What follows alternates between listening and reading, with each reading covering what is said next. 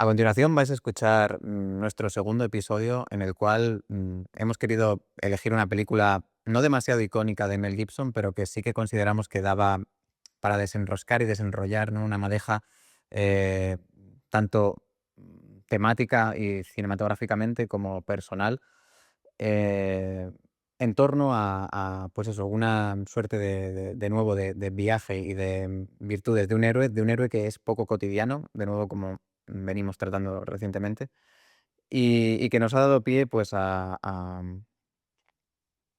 desentrañar nosotros mismos en nuestra propia historia y nuestras propias viajes, por así decirlo. Lo que vais a escuchar es la historia de la película Hacksaw Ridge o Hasta el último hombre de Mel Gibson, en la cual Desmond Doss, el primer objetor de conciencia por negarse a portar armas en la Segunda Guerra Mundial, eh, llega a ser condecorado y galardonado con la Medalla de Honor del Congreso, precisamente por salvar a 70 de sus compañeros, incluso algunos enemigos japoneses. Es bueno, una película que nos invita a reflexionar sobre el valor de la fe, sobre el valor del honor y sobre todo sobre el valor del amor a las cosas, al bien o a las cosas bien hechas, ¿no? Así que nada, os emplazamos, os invitamos y nada, quedaos con nosotros. Pues es una película que vi cuando se estrenó originalmente en 2016, que con la tontería han pasado ya casi, bueno, sí, casi 10 años, y me volví a ver hace poco. Y es una película que me llama la atención, igual que me llama la atención el director, Mel Gibson, que creo que es un personaje bastante interesante, en el sentido en el que no ha hecho una grandísima cantidad de películas, pero por un lado podemos sustraer que es alguien que normalmente hace un cine que le interesa mucho, que va muy ligado a sus propias creencias, a su manera de ser, sus ideas, y que ya se ha visto evidentemente en La Pasión de Cristo, que yo creo que aquí también es una referencia muy grande. Y ya cuando la vi en 2016 me gustó bastante, me gustó mucho, y ya me quedé con unas ideas interesantes y con unas ideas muy claras, creo yo, de viendo por internet y tal, un poco el consenso general de la película, de las cosas eh, llamativas, interesantes que tiene. Y cuando la volví a ver hace poco, igual, sí que evidentemente como la tengo más fresca, pues me fijé en más cosas, también ha pasado tiempo, he visto mucho más cine, creo que te conozco más, y aún así la película me ha aguantado bien. Es decir, yo creo que aquí podemos estar de acuerdo en que a los tres, como película, que empezáramos un poco comentando eso, ¿qué tal como película? Como mínimo nos ha gustado, ¿no? Ujú. Sí, es un metraje que yo lo vi hace ya unos meses y de nuevo lo había visto, pues no en el momento del estreno, pero no mucho después. Y sí que es verdad que a nivel es una película que se hace eh, intensa en el sentido de nunca te deja relajarte, ¿no? Porque digamos que a nivel de guión él está constantemente enfrentando pruebas. Y como podemos ver más adelante, quizá, ya que has mencionado el cine de Mel Gibson en general, eh, los protagonistas en el cine de Mel Gibson, en líneas generales, los somete a pruebas constantes. Y creo que es una... Lo que sí que vi hace menos es Apocalipto, por ejemplo. Ujú. Sí. Es otra peli de Mel Gibson, más alejada del contexto quizá de tener un protagonista cristiano directamente de Cristo. Sí. Pero es una peli que, en mi opinión, también transmite un sentimiento de fe o de esperanza muy, muy fuerte, constantemente. Precisamente porque, de nuevo, tampoco quiero hacer hoy spoilers de Apocalipto, pero en Apocalipto también está sometido a pruebas constantemente, ya sean de supervivencia, de guerra, de conflicto. Y en la propia peli, eso es que no te deja tranquilo. Quizá, y esto es algo que se le suele criticar a Gibson muchas veces por la cuestión de ser un poco gore, ¿no? Un poco de Sí, enganchar. sí, Yo sí, sí, recuerdo sí. que la vi con mi novia y la sangre le impresionaba un poquito, Sí, sí, bueno, pero se recrea. sí, sí. Tiene un estilo propio, ¿no? A la hora de... Claro, quiere impactarte. Sí, Quiere que sí, veas lo descarnado del hecho. sí. Mm. Pero bueno, volviendo a eso, a la peli, el ritmo me parece bueno. Es una peli que no sé cuánto dura, pero debe estar sobre las 2 horas, un poco más. Sí, 2 horas Y y cuarto aproximadamente, por ahí más o menos. sí, no es muy larga, pero tampoco es en absoluto corta. Y, No, no, no. y la verdad que no se hace larga. No te la ves del tirón sin, no te das cuenta. Eso en cuanto a guión, a grandes rasgos, pero luego a nivel de, ya te digo, es que Mel Gibson es muy bueno transmitiendo tensión y de nuevo vuelve Apocalipto, o sea, es una persecución constante y en estos momentos, o sea, en esta otra peli, creo que en español es Hasta el último hombre, ¿no? Sí, O hasta Hacksaw el último Ridge. hombre. Em, También demuestra eso, cómo es capaz de construir una tensión y una prueba constante al protagonista. Hmm. Sí, yo la verdad es que de Mel Gibson se dice, ¿no? ¿Con qué, no? He visto Apocalipto, he visto Braveheart, que además protagoniza él. Sí. eh, He visto La Pasión de Cristo y he visto también, y por supuesto, El Último Hombre, ¿no? Veo que hay sobre todo un enfoque muy personal, es decir, en el sentido de que l- los protagonistas hay una, ¿cómo decir? Una fenomenología individualista en el enfoque de las películas, que en el caso, por ejemplo, que comentabais de Apocalipto, toma especial interés porque la concepción de la persona a través de la cual trabaja Mel Gibson es mm, puramente cristiana, lo cual, en principio, los pueblos precolombinos americanos no tendrían por qué comprender el sujeto en esos mismos términos, igual que no sucede en otras culturas del mundo, asiáticas o africanas, pero que en el caso de Apocalipto, como bien dice Dani, que se ve reflejada esa esperanza que en el final de la película concluye con la llegada de las carabelas, ¿no? Las embarcaciones españolas, ¿no? Pero fíjate, ¿no? Esa persona que se ve reflejada a lo largo de la historia y que es un sujeto percristiano, está enfatizada a través de algo que solo alcanza su salvación después de la llegada de esos barcos. No sé si me estoy explicando. La preservación de esos caracteres que aparecen reflejados ahí, ¿no? Porque el sentido sacrificial que tienen en los pueblos precolombinos es muy distinto al que, por ejemplo, podemos entender nosotros, ¿no? Bien, en el caso de La Pasión de Cristo, el personaje es explícito. En el caso de Braveheart, es un personaje que sacrifica por la nación, en este caso la nación escocesa. Y en el caso de Hasta el último hombre, pues ahí vemos eh, la encarnación de los ideales cristianos, es decir, el ser perfectos, ¿no? Del Evangelio, es decir, que tenemos que intentar ser como Cristo.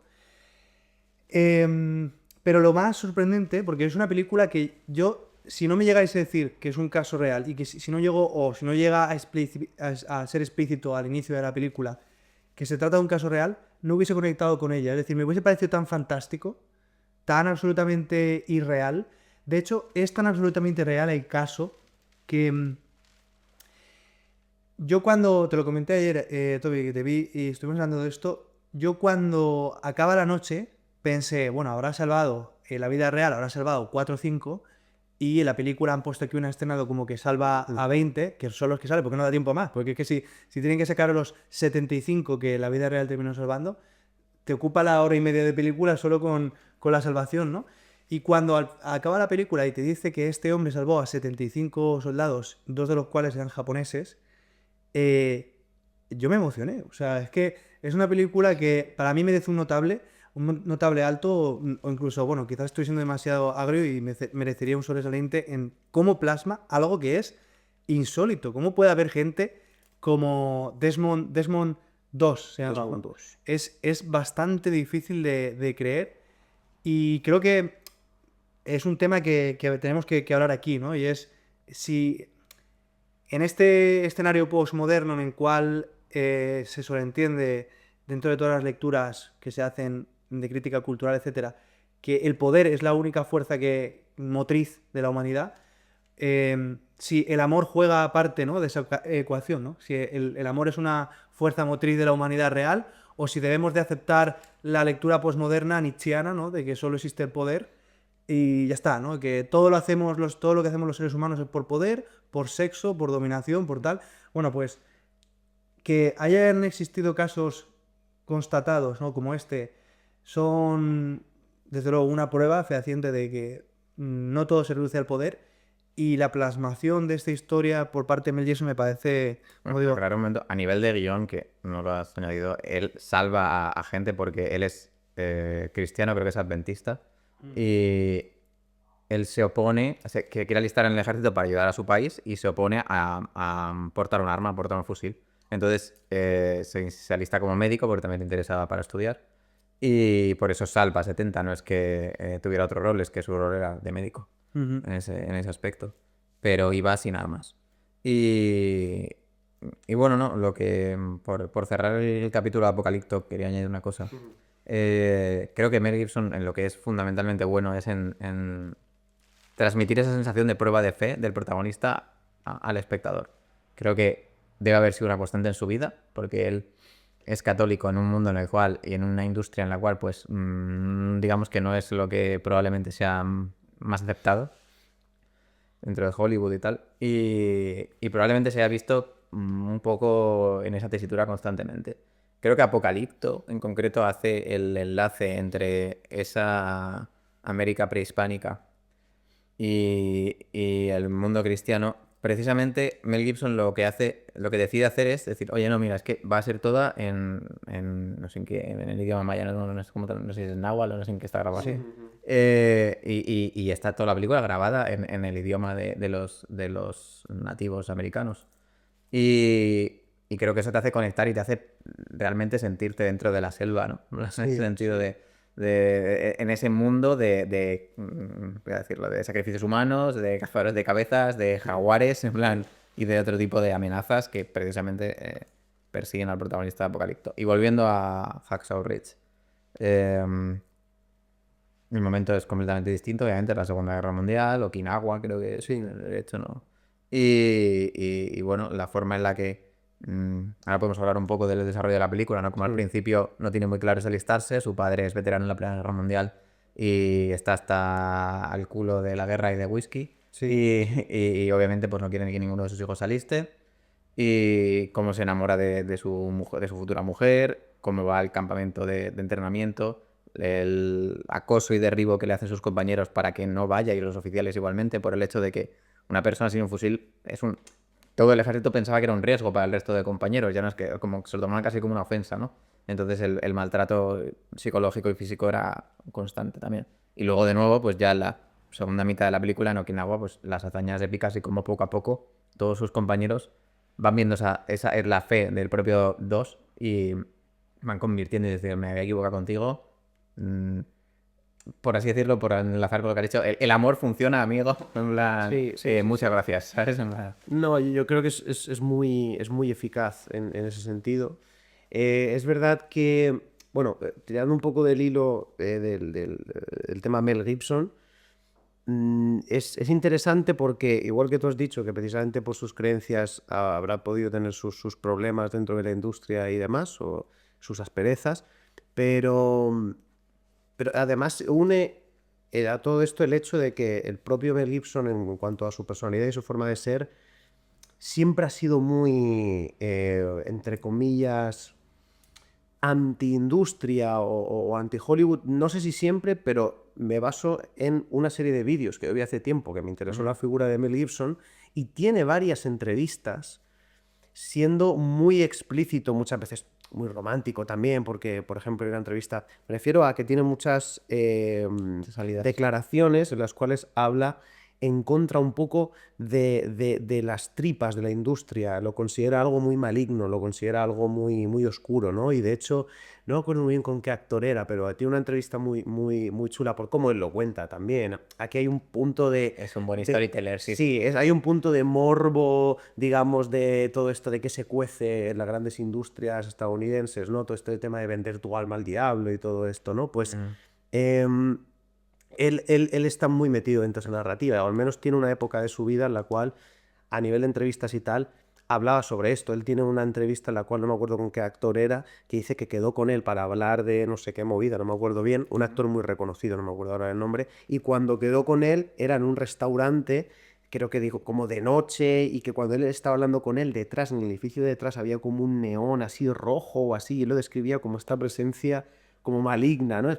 ¿Cómo él lo comenta? Por su forma de ser, él tiene este punto como de aferrarse mucho en él, en sus creencias, en sus ideas y de hecho atacar mucho cierto sistema y ciertas cúpulas de poder del entretenimiento y de hegemónicas y tal, que las considera como algo muy maligno y muy oscuro, ¿no? Y por eso su cine yo creo que tiene un punto también de cierta rebelión en el sentido de, bueno, Braveheart, por supuesto. Claramente. Hay rebelión y de redención de toda la Sí, industria, ¿no? exacto. Y tiene un punto él así muy Es como que potente. los personajes tienden a encarnar un perfil profético, todos ellos, ¿no? Sí. Todos los personajes asumen una aventura que se traduce en una gran obligación, Sí. en definitiva, porque no existe aventura sin contraer obligación, o por lo menos no existe aventura noble, diríamos. Y, y en la película de Hasta el último hombre se ve con claridad cómo, vemos que es una también plasmación personal, ¿no?, de Mel Gibson, por lo que estáis comentando, cómo el personaje es puesto en entredicho constantemente, como si sus buenas intenciones fueran pura egolatría, fueran vanidad, básicamente, ¿no? Sí. Em, O como si fuera un tonto directamente. Sí, como si fuera un tonto. bueno, en inglés, fool sería la palabra, Sí, un sí, ilustio, sí. ¿no? Y bueno, vemos que esto encaja perfectamente con el primer vídeo que hicimos juntos, el primer debate, Sí, sí. que es el personaje de Thorfinn en la segunda temporada. Sí, claro. em, que el rol heroico es un rol, primero, en descrédito, porque es un rol increíble, en el mejor de los sentidos, es decir, de difícil verosimilitud, ¿no? Pero después, en su renuncia al uso de la violencia, infunde el respeto, ¿no? Y ahí hay una historia, por ejemplo, si vemos el personaje que fallece en batalla, ¿no?, que es un personaje fuerte, que demuestra un carácter duro, que ha sufrido maltrato cuando es... No sé si sabéis cuál estoy hablando, no queremos... El que al principio Que hace imposible. le quita la Biblia Sí. y le... Que, bueno, su pasado es que, bueno, que le dejaron en un En orfanato. un orfanato, exactamente. Este personaje consigue el respeto de los demás de manera muy rápida. Es un tipo duro, tío. Es un tipo duro, a través de su superioridad temperamental y física, ¿no? Sí. Y entonces es un camino rápido, es una vía rápida, pero el personaje principal, Desmond II, va a conseguir eso de una forma en la cual bueno, tiene que producirse un desarrollo psicológico muy poderoso, en el que todo el resto de personajes ven, ¿no?, en este caso personas reales, pero en la cual él se constituye como la esperanza, ¿no? Lo que no tiene el personaje que adquiere respeto a través de la fuerza es esperanza ninguna, ¿no? Sí. Entonces, ahí está un poco la diferencia entre la fuerza de una persona movida por el amor, por así decirlo, por utilizar un término que es demasiado abarcador, ¿no? Y una persona que se mueve por las lógicas de la dominación, ¿no?, del poder. Estoy pensando en una película brutal que tenemos que analizar próximamente o que dé pie a la charla y es... me acordaba al compararlo con este compañero de Barracón y de compañía, el Club de la Lucha, Fight Club.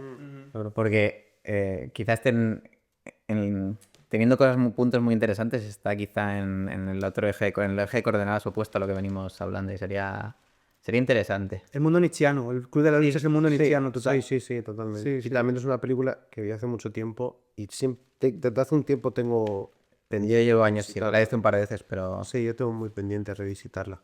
Yo, hablando un poco de cómo es el enfoque a nivel de tono de la película, es interesante porque yo creo que hay un contraste dentro del cine de Mel Gibson y en esta película también, que es que él, digamos que muchas veces es muy melodramático y le gusta mucho. O sea, es una película que curiosamente, aunque yo he dicho que él es muy anti-Hollywood en muchos aspectos, es una película que tiene puntos muy hollywoodienses, muy hollywoodienses. Y sin embargo, aún así, quiero decir, escenas en las cuales, por ejemplo, cuando está arrastrando al que es su sargento, si mal no recuerdo, al final, que está él arrastrándole y él con la metralleta disparando en plan Call of Duty a todos los japoneses. Quiero decir, tiene momentos así, la peli tiene momentos así y desde luego no tiene ningún miedo en ciertos momentos por el uso de la música,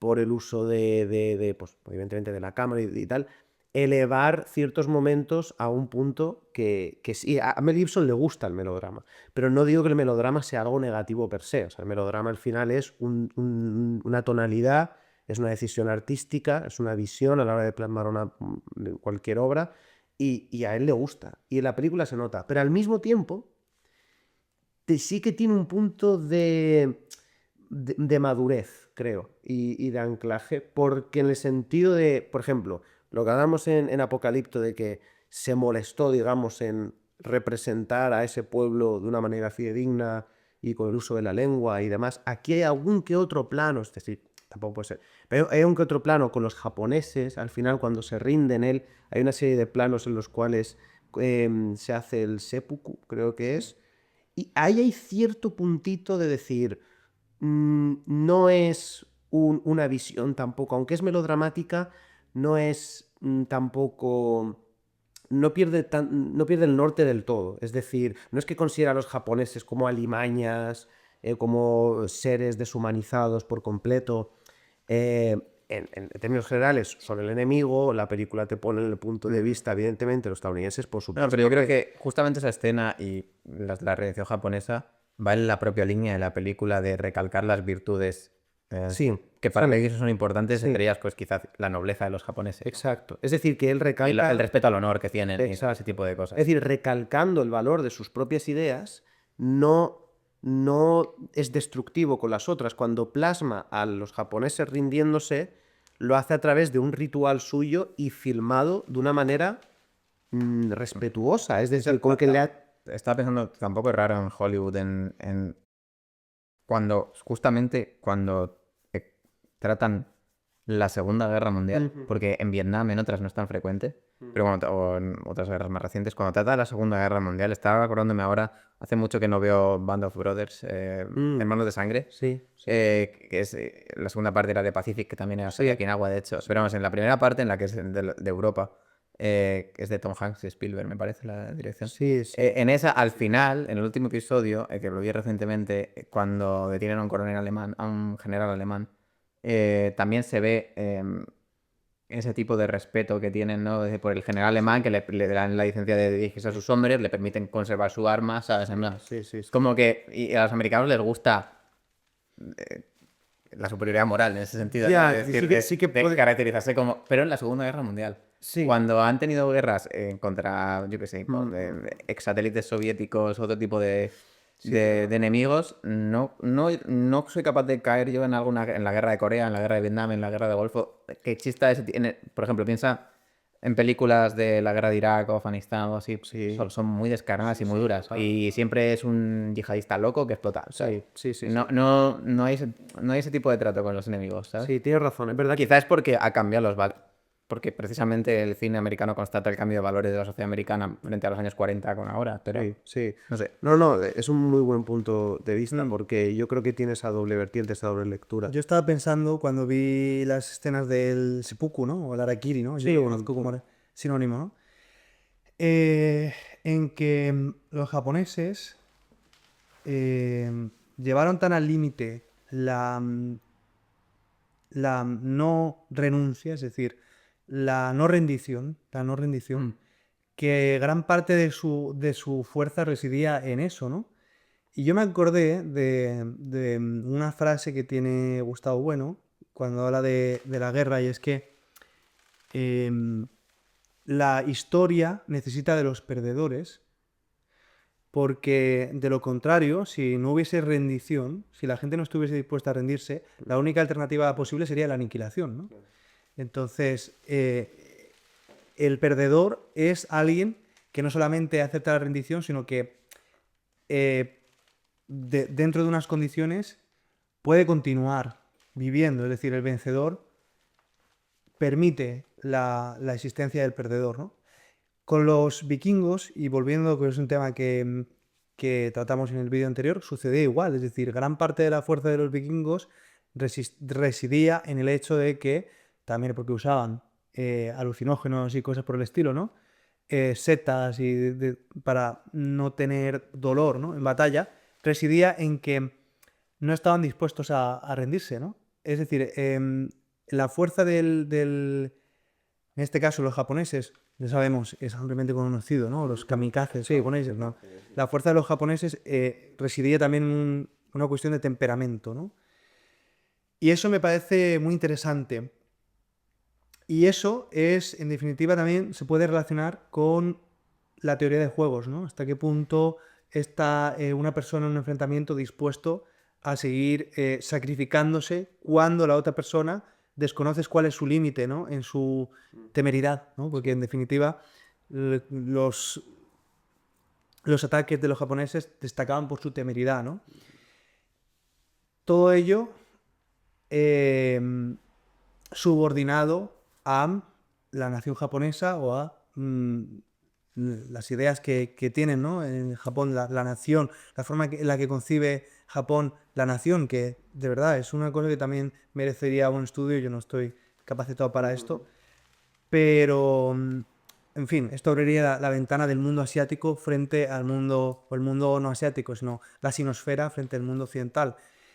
Y para mí el personaje principal tiene una frase muy reveladora que es: en un mundo donde todos hacen la guerra, alguien tendrá que construir, o algo así, dice, ¿no? Sí. Porque al final la posición que encarna el personaje, que él renuncia a usar un arma, renuncia a la violencia en definitiva, es una posición universalista y en esa distancia que toma hasta con los suyos propios, que entiende que tienen que defenderse, por eso es realista, es decir, él no niega que él pertenece a un bando, y tiene que defender su país, y tiene que defender la gente de su pueblo, lo dice, ¿no? Yo he venido aquí porque todos los chicos de mi pueblo han venido a morir y tengo que dar la cara, ¿no? Y no recuerdo que él juzgue a nadie por matar o por usar la violencia. Es decir, no es condescendiente No, en ese aspecto. Es muy consciente de su postura Y de la situación en la que está. O sea,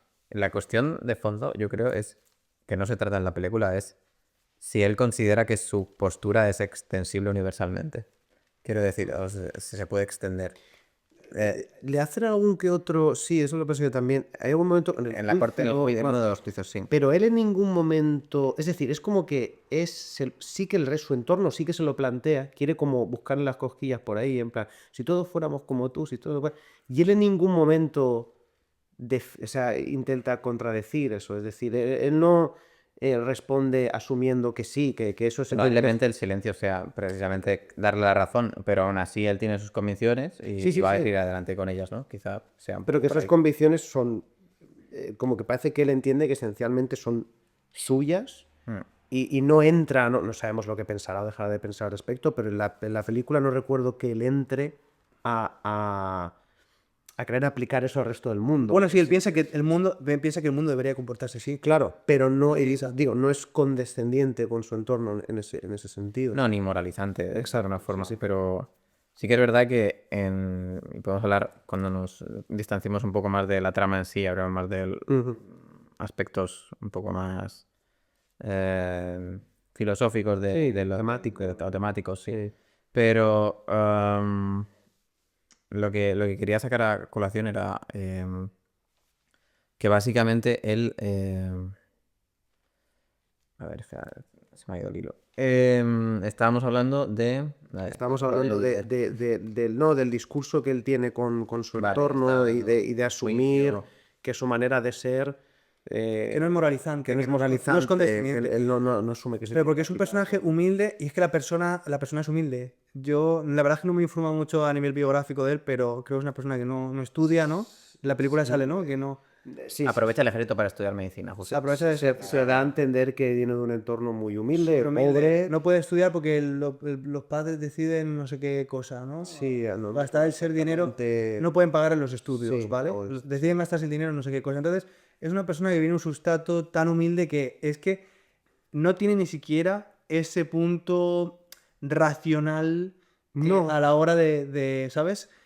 Esto es lo que se incide mucho a veces, ¿no? Desde la teología cristiana, ¿no? De que el espíritu del racionalismo, Sí, sí, ¿no? sí. Está detrás de la corrupción. Es decir, pensar en qué me llevo, yo, ¿sabes? Sí, Hacer cálculos, sí. ¿no? Él Creo que es un está- racionalismo un poco instrumentalizado. Claro, el Quiero racionalismo. decir, es que justamente el protestantismo o incluso el catolicismo, pero el protestantismo en particular son religiones muy racionales, y muy racionales. Pero no es lo mismo racional que racionalista. Ya lo sé, pero Claro. que son vertientes del cristianismo muy racionalista. Sí. De hecho, el racionalismo es la principal crítica del cristianismo oriental al cristianismo occidental, en particular al protestante, pero también al católico. Y él como protestante sí que es verdad que no se indaga demasiado a nivel temático en esos puntos. Es decir,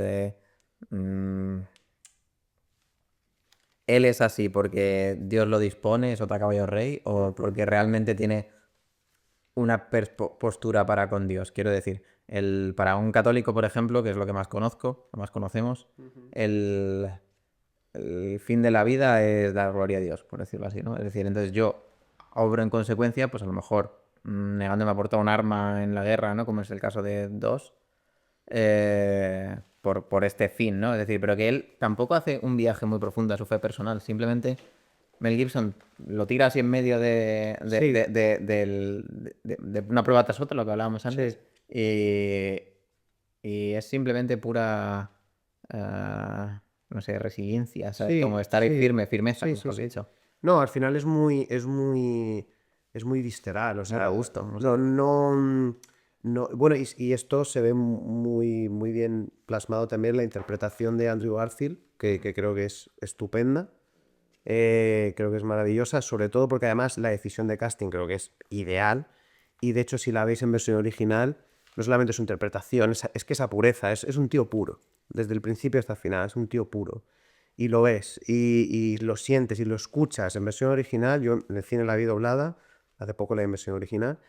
No me acordé ni cuál era la voz del doblaje, pero bueno, en versión original la voz es dulce completamente, es apacible, o sea, es una cosa que realmente cada vez que está en pantalla te emociona, porque ya digo, también va a nivel de casting y de interpretación, está realmente estupendo. O sea, quiero decir, siempre la cara que tiene, esa cosa como de niño grande, pero que se junta eso también, tiene esta cosa de niño grande, de que es pobre, no ha tenido una educación, no se indaga mucho en su viaje intelectual a nivel de religioso y demás, es todo muy, muy, muy, muy instintivo. O sea, es muy Hay instintivo. unos hechos biográficos claves que son un día jugando con su hermano. Sí, claro, bueno, sí. Están peleando y el padre deja que continúen peleándose porque, según le dice la madre, tienen que aprender cómo es el mundo ahí fuera, ¿no? Mm.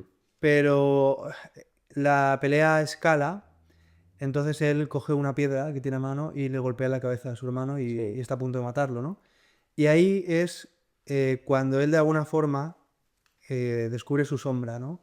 Sí. Lo que Jung llamaría la integración de la sombra. Es decir, ahí él conoce que él es capaz de hacer el daño, es decir, que está manchado, por así decirlo, por el pecado original, en términos cristianos, es decir, que él es una persona totalmente capaz de hacer el daño, y de hecho, cuando sucede, está viendo un cuadro en el cual aparecen todos los pecados, ¿no? Y él... Que yo me apunté justo, estaba notas y puse, pues, a ver y Caín, ¿no? Y todo esto, y justo, ¡pam! O sea, sale, que decir, la película no tiene miedo en ser explícita muchas veces, que sale ahí justo la imagen, ¿no? El dibujo de los dos. Ese es el momento, yo creo que de iluminación, de decir... Tendrá como 10 años o 12. sí. Y luego está también, bueno, el momento que tiene que reducir a su padre, que aparece en forma de Me recuerdo. Sí. Sí, recuerdo. Y en fin, no sé si hay algún otro momento biográfico que presumimos que son reales, es decir, que estas cosas suceden con la persona. Ahí en la escena de cuando se enfrenta al padre, hay un punto aquí, volviendo también, a lo mejor con sus matices y diferencias, pero hay muchos temas, bueno, que se pueden rescatar un poco de lo que hablamos de Vinland Saga y demás, pero con el tema del padre, porque él dice que ahí lo mató en su corazón, y tenemos ahí un poco también esta muerte simbólica del padre, ¿no? Un poco, Sí. que igual lo dice explícitamente, o sea, dice, en mi corazón lo maté, ¿no? Y el padre justo pasa a ser bueno, no es que pase en ese momento de la película a ser un personaje más dócil y más tal. De hecho, yo creo en ese sentido Mel Gibson con el personaje del padre, que si queréis, por cierto, podemos hacer una línea temporal un poco de la película, para ir comentando las cosas para no saltar demasiado. Aprovechando, estamos aquí en el principio un poco salvando esta escena que es posterior, en la que es el flashback que sale él enfrentándose al padre. Al principio de la película, cuando sale el padre por primera vez, sí que enseguida ya te ponen esta tesitura con la petaca, ¿no? De alcohol, con esta visión rancia y como muy derrotada, ¿no? Y yo en un principio pensé, como la vi hace tiempo, no me acordaba muy bien, digo, buah, típico personaje de padre alcohólico, pero que se pasa 5 pueblos. Que se pasa 5 pueblos, pero no es... Aquí Mel Gibson tampoco se ceba demasiado con él. Es compasivo con A él. lo largo de la película, ahora lo comentamos, como que le va perdonando, y quizás el propio hijo también, ¿no? Que Sí, le perdona sí. al ritmo de la película, no sé. Sí. No, el perdón en ese sentido está implícito un poco en cómo la propia película ve al padre también, porque no le cae el San Benito de es como es un ser despreciable y lo va a ser toda la película. No, de hecho el padre también se redime de algún modo, ¿no? Ayudándole a él. Bueno, Sí, empezamos con... honra al padre. Sí. La película honra al padre a pesar de, o sea, la película, y muy en línea cristiana, tal vez, Sí. muy a pesar de que el padre ha sido deficiente en su figura de padre, la película consigue honrar al padre a su forma. Sí. Bueno, volviendo a la línea temporal. Sí, no, empieza la película, empezamos un poco... Empieza la película y la película se puede distinguir en dos partes muy evidentes. O sea, tenemos la parte del principio en Estados Unidos y luego en Japón, que el contraste tonal es bastante fuerte. Aunque sí que es cierto que la película empieza directamente con un flash forward. Empieza en el propio campo de batalla. O sea, la película ya da a entender desde el principio lo que está por venir. No significa que luego haga que pierda el efecto de cuando por fin llegan ahí, no es efecto sobrecogedor, no lo pierde por mostrarlo ya al principio, pero sí que ya te va dejando entender que lo que está por llegar. Y creo que eso ya te genera un contraste al principio que está bien. Porque luego enseguida ya volvemos bueno, situación límite, que es cuando le están llevando en la camilla, ¿no? Hay como un plano en primera persona que le están diciendo que aguante, que no sé qué. Y luego ya empezamos con un flashback de cuando él es pequeño, que está con su hermano, jugando en un acantilado, y está un poco esta tensión de, porque está en el acantilado y dices, ostras, alguno se va a caer, ¿no? Está un poco esta cosa como juega con la cámara y tal, de hecho pasan unos por debajo, le dicen, estos son los hijos de no sé quién, qué tal.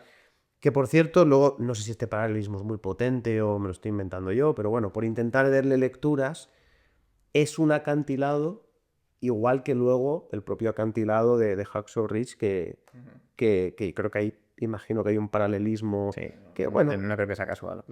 yo creo, normalmente este tipo de cosas no suele ser casual en el cine y tal, no creo que lo sea, pero bueno, ahí ya tenemos un primer paralelismo, ¿no? Está la figura del hermano ahí, que no sale mucho, cumple su propósito, ¿no? A nivel de guión, pues eso, de generar esa figura de una persona que tiene una relación evidentemente próxima y de amor hacia su hermano, pero que está algo enturbiada, ¿no? Pues no sé, por el entorno familiar, bueno, evidentemente casi le mata Desmond cuando le golpea con el ladrillo, es una cosa que viene muy próxima a esa escena, o sea, un poquito después ocurre esto. Y tenemos ese momento también muy... Ya desde el principio de la película nos va a decir que la violencia se va a mostrar, es explícita. Y ya pasa incluso fuera, pues, evidentemente mucho menos, pero pasa fuera incluso el conflicto bélico, que ya vemos violencia, ¿no? Vemos como cuando le pega con el ladrillo, ¿no? Y luego leemos la cara y hay una escena muy, muy tensa. Sí, súper tensa esa escena, sí. Sí, sí, sí, sí.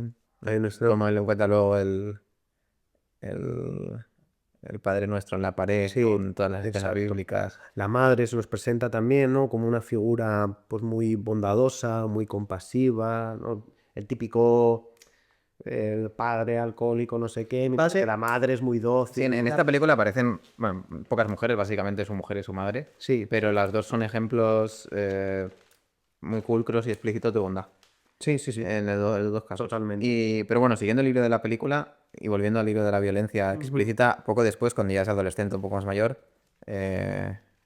porque si no me equivoco, cuando va a la guerra tiene entre los 18 o 20 años, es relativamente muy joven. Él está trabajando en la iglesia del pueblo y de nuevo hay un accidente y uno de los, Sí. de los vecinos también se ve como le aplasta Sí. el coche. Y ahí es muy... Y también es muy explícita la También sangre, no es muy explícito, gore sí. directamente. Que, por cierto, ahí, igual, cosas que viviendo que me pareció interesante. Creo que él, para sostener el vehículo y que dejarlo en alto, usa un ladrillo, que es el mismo objeto con el cual golpea a su hermano. Un par de escenas antes, sí, sí. Y eso me pareció muy interesante, porque utiliza el mismo objeto evidentemente de una manera muy distinta, para salvar a alguien en vez de para agredirle, ¿no? Y, Es el mensaje un poco de la peli. sí, y por cierto, un poquito antes, me pareció esto también más o menos reseñable, ¿no? Que cuando están en la cama, después de que él haya golpeado a su hermano, y se escucha al padre teniendo pues, una riña con su madre, el hermano dice, le odio, pero se lo dice al padre y no a él, que es su hermano, que es el que le ha pegado con un ladrillo y casi lo mata. Ya. Es como que no le guarda rencor. En ningún momento de la película se ve que el hermano a él le guarde rencor, ni siquiera horas después de que casi le matase al golpearle con el ladrillo. Es más, lo que muestra es odio hacia el padre cuando está escuchando que está teniendo esa riña con su madre, ¿no? Otro punto que me pareció curioso, me pareció interesante. Y luego, bueno, tenemos lo de la escena del ladrillo, y a partir de ahí es todo este proceso en el cual el hermano se alista primero, ¿no? El padre es un contrapunto también, o sea, los tres hombres toman caminos distintos. El padre, en un momento la madre dice que la guerra le transforma, ¿no? Que él no era así antes de la guerra. Entonces, diríamos que sus experiencias vitales en el conflicto de la guerra han acabado con su persona. Aunque él no quiere eso para sus hijos, ¿no? Él no quiere... Es decir, hay mucha gente que cuando está herida por la vida desea a los demás ser heridos en igual grado. Y en el caso del padre, por eso como decíamos antes, hasta cierto punto la figura del padre se salva, termina por tener su redención. También hay un momento clave posterior en la película en el que el padre, como Ash es un veterano de guerra, va a interferir para que él no sea condenado a no sé cuántos años de prisión por hacer objeción de conciencia. O sea que al final el padre tiene sus momentos de salvación, pero vemos que el padre ha respondido frente a la tragedia de la vida, por así decirlo, de una forma. En el caso del hermano, vemos que el hermano se alista voluntariamente antes que él para ir a la guerra como soldado. Es decir, el hermano va a aportar un arma. La persona que verdaderamente ha integrado, según parece, la no violencia es él, y lo hace porque se ha dado cuenta de lo que es capaz de hacer en este momento, o es lo que transmite la película, de enfrentamiento con su hermano, ¿sabes? Sí, sí. Y yo creo que es que eso en las vidas de las personas es así, es decir, por mucho que de una forma racional, y yo toco madera porque la vida es muy puñetera y cuando menos te espera te da una lección de estas, ¿no?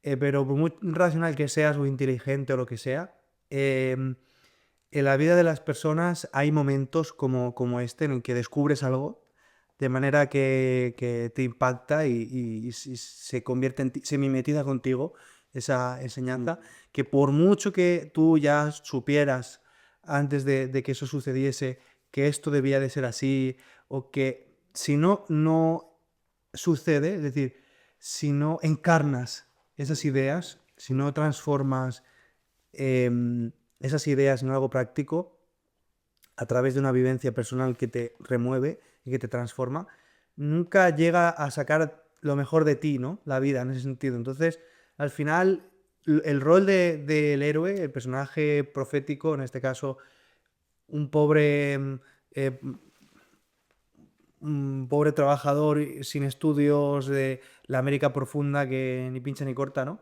Ujú. Em, pues a través de esa herida se convierte en alguien magnánimo, por así decirlo, ¿no? Es Sí, sí, decir, sí, sí, es sí, bueno. lo que puede, la grandeza moral que puede sostener No hemos comentado que al una final persona él gana desconocida. fama porque es la primera persona objetora de conciencia en el ejército americano en obtener la medalla de honor del Congreso.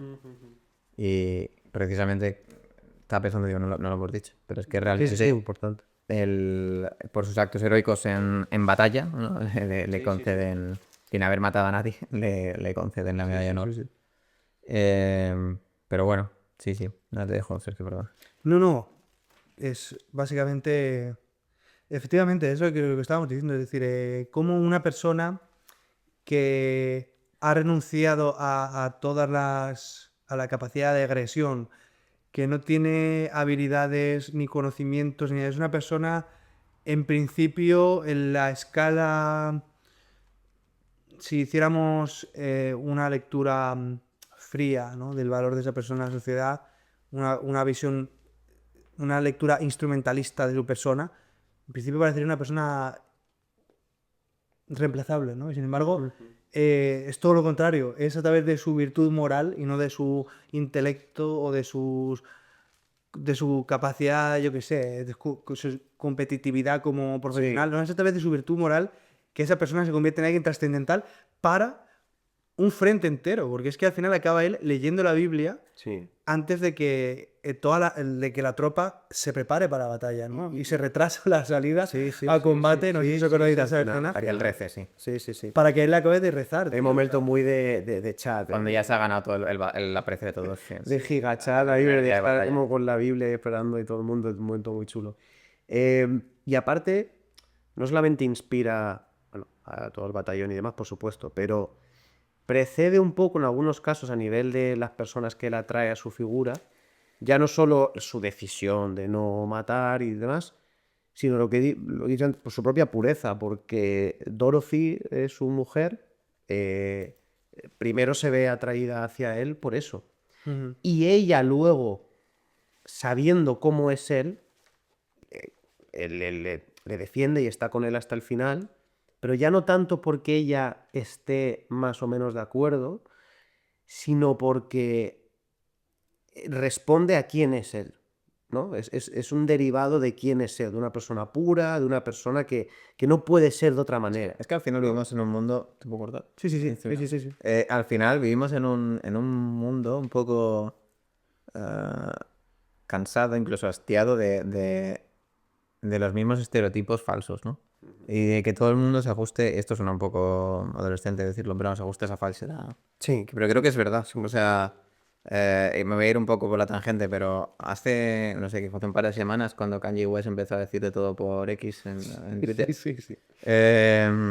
Mm, bueno, acabas, o sea, todo el mundo sabe a lo que me estoy refiriendo probablemente, pero Sí. hay un momento en el cual él dice, Kanye West en uno de los mensajes dice, como que estoy harto de que toda la gente no pueda hablar y ser falsa, ¿no? Porque todo el mundo tiene que dar la cara, una cara que no existe, ¿no? Sí. Y me estaba justo acordándome ahora con esto que estábamos comentando. Al final, lo que ve ella es quizá lo contrario de lo que se espera de un hombre. Lo que hace él antes de tal es lo que hoy en día no esperamos de un hombre, sino esperamos que sea pues ahí Sí. un matador, ¿no? Ahí tal. Sí, Y realmente hay, eh, volviendo al cristianismo y demás, tanto el de dos como el histórico, la figura de Jesús realmente era eso en su momento. O sea, se esperaba un mesías, un rey, un guerrero, o sea, si no, era otra cosa, ¿no? Era otra cosa que vino a condicionar el resto de la historia, al menos hasta ahora. Sí. De hecho, Y es curioso, pero es que al final vivimos hoy en día en la misma historia. En plan, parece que estamos esperando a la figura fuerte, el no sé qué, el machote, el tal. Sí. Y esto tampoco es un alegato a que haya que feminizar las cosas ni gilipolleces de ese estilo, pero no se trata de eso, sino se trata de que las virtudes de verdad no son quizá las que estamos acostumbrados a reverenciar, ¿no? sí, sí, sí, una cosa fundamental en ese sentido,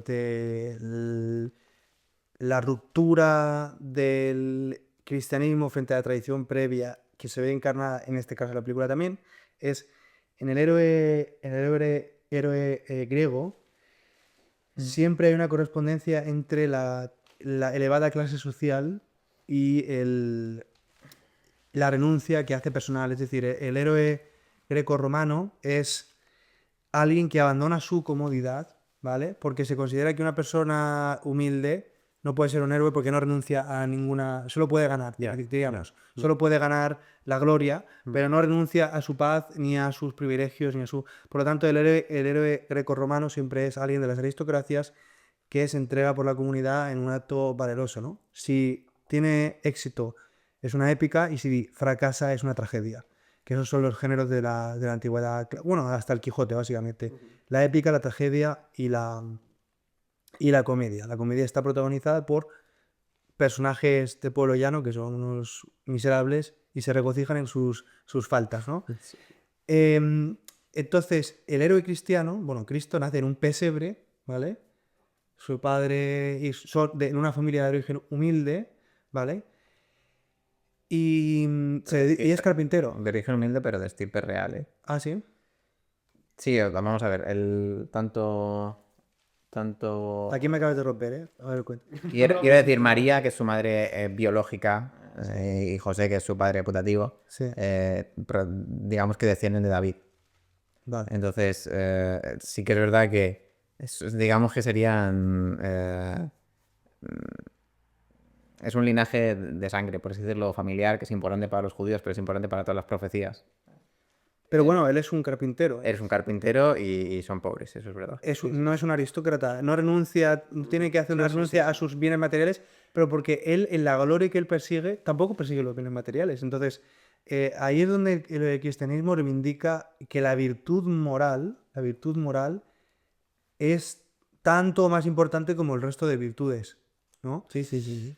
Y en el personaje de Desmond II se ve con claridad, ¿no? Entonces, justo has dicho lo de machote y tal. Yo creo que esto también es evidente en la película. Cuando llega por primera vez al campamento, el primer compañero que llama la atención explícitamente es Hollywood, creo que era, que le llaman Hollywood, que es el que está de pelotas, haciendo dominadas, mazao, con el mostacho. Y ya es, y evidentemente se ve venir, luego es de los personajes que más paralizados se quedan ante el terror de la guerra y el que más muestra, pues eso, una, no cobardía, pero porque en la película tampoco lo quieren mostrar como un cobarde, no se quiere burlar de él, pero sí, pues ese temor que le paraliza, ese bloqueo, o sea, esa figura del tío mazao haciendo dominadas. Y una cuestión importante aquí con el tema de la moralidad y todo eso. El problema de que nuestra civilización, que al final es la civilización cristiana, por mucho que el otro día me comentó un suscriptor y me decía, pero ¿cómo dices que la civilización occidental es la civilización cristiana? Y bueno, daría para mucho, pero... sí, sí, sí, es en plan, tío...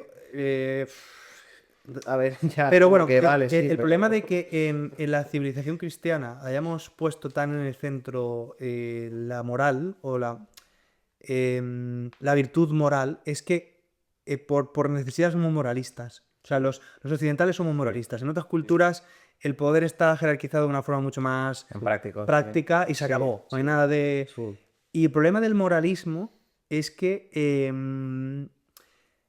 joder, que es que el sofista está acechando, no sé si me estoy explicando, que es muy, muy difícil al final sí, diferenciar entre una persona, hoy lo vemos en las corrientes políticas hoy, mucha gente quiere ser reconocida a través de una supuesta moralidad Sí. cuando no han pegado por el agua en su vida, porque se creen que son el puto Desmond Moss, ¿no? Desmond Boss.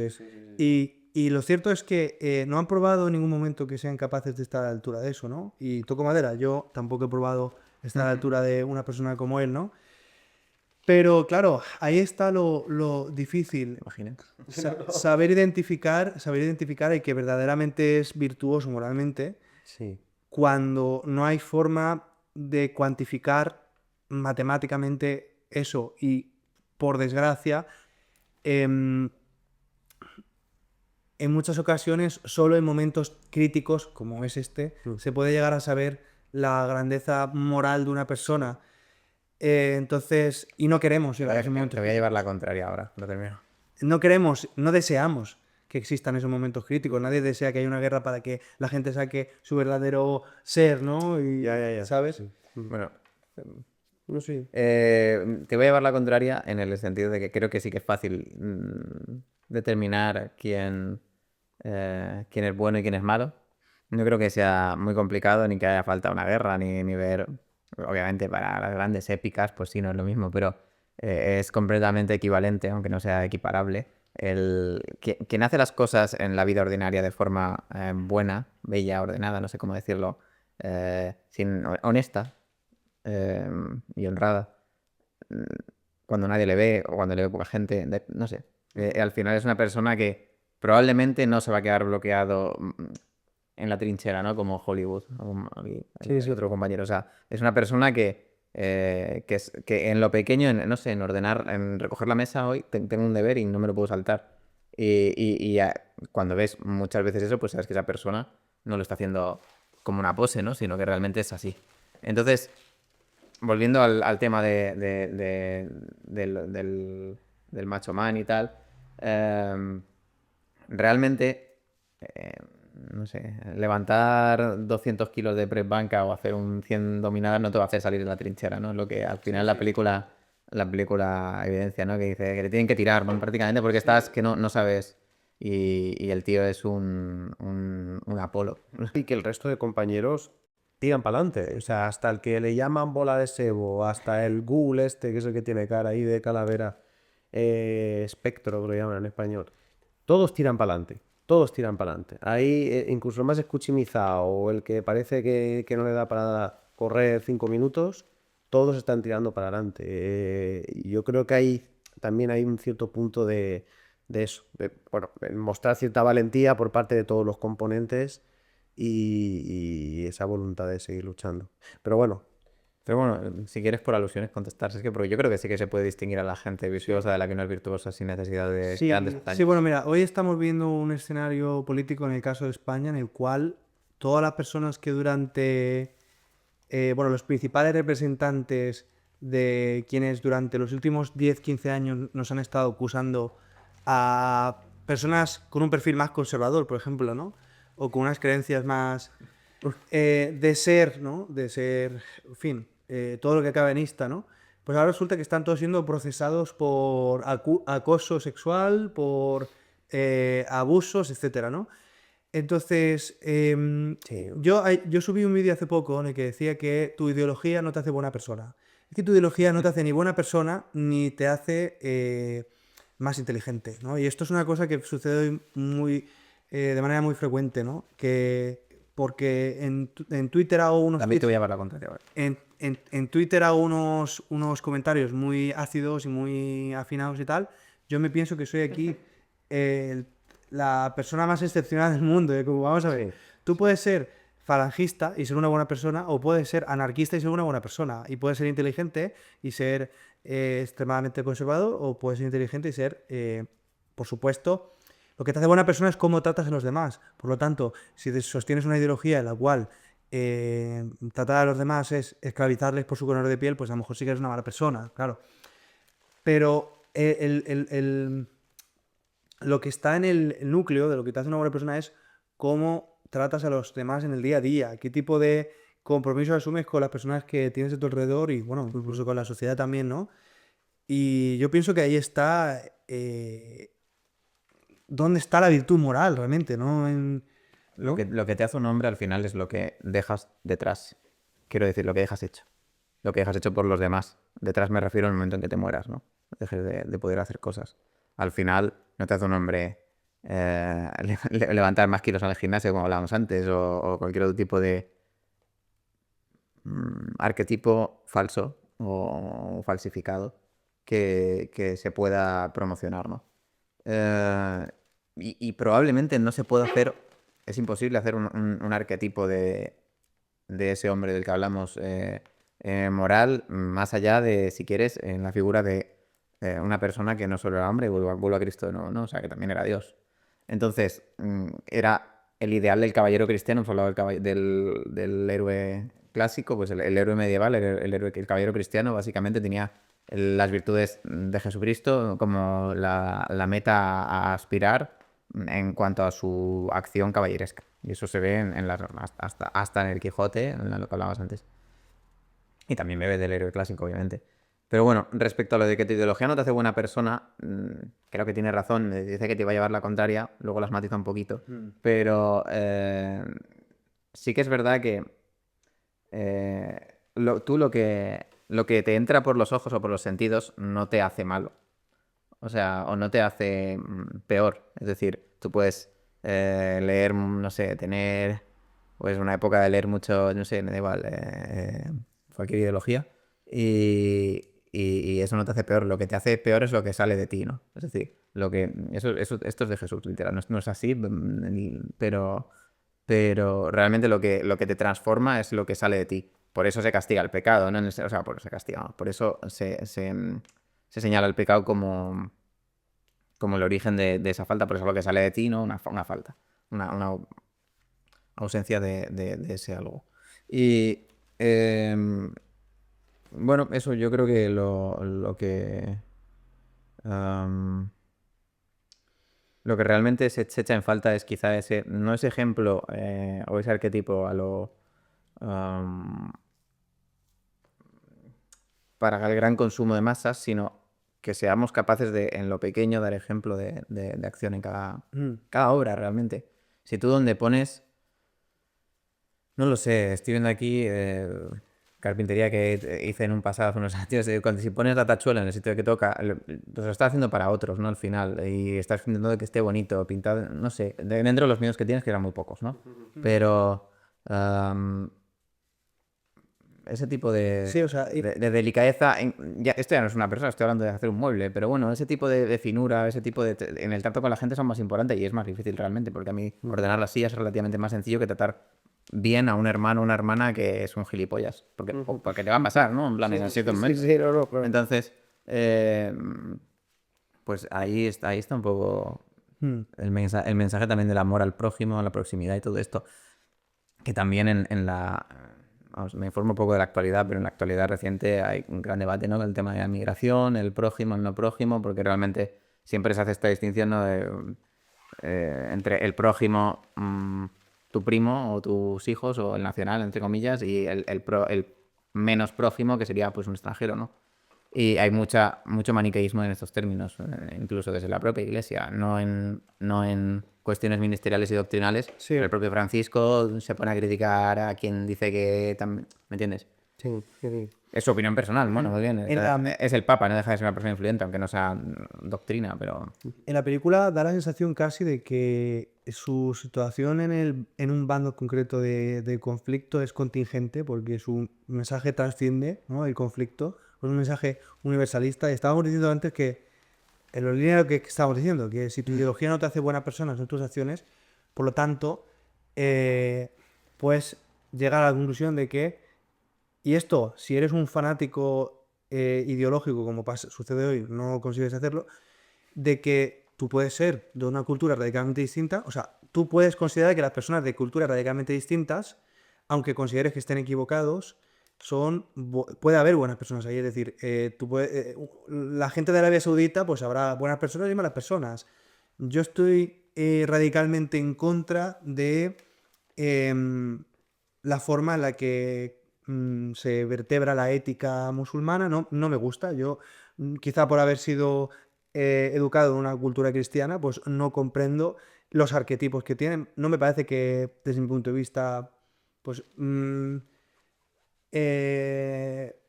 Mahoma sea un arquetipo ¿Solo te universalista. parece eso porque has sido educado en una cultura distinta? ¿O te parece Yo eso pienso que porque no. tienes motivos aparte de eso. Yo pienso que no. No es...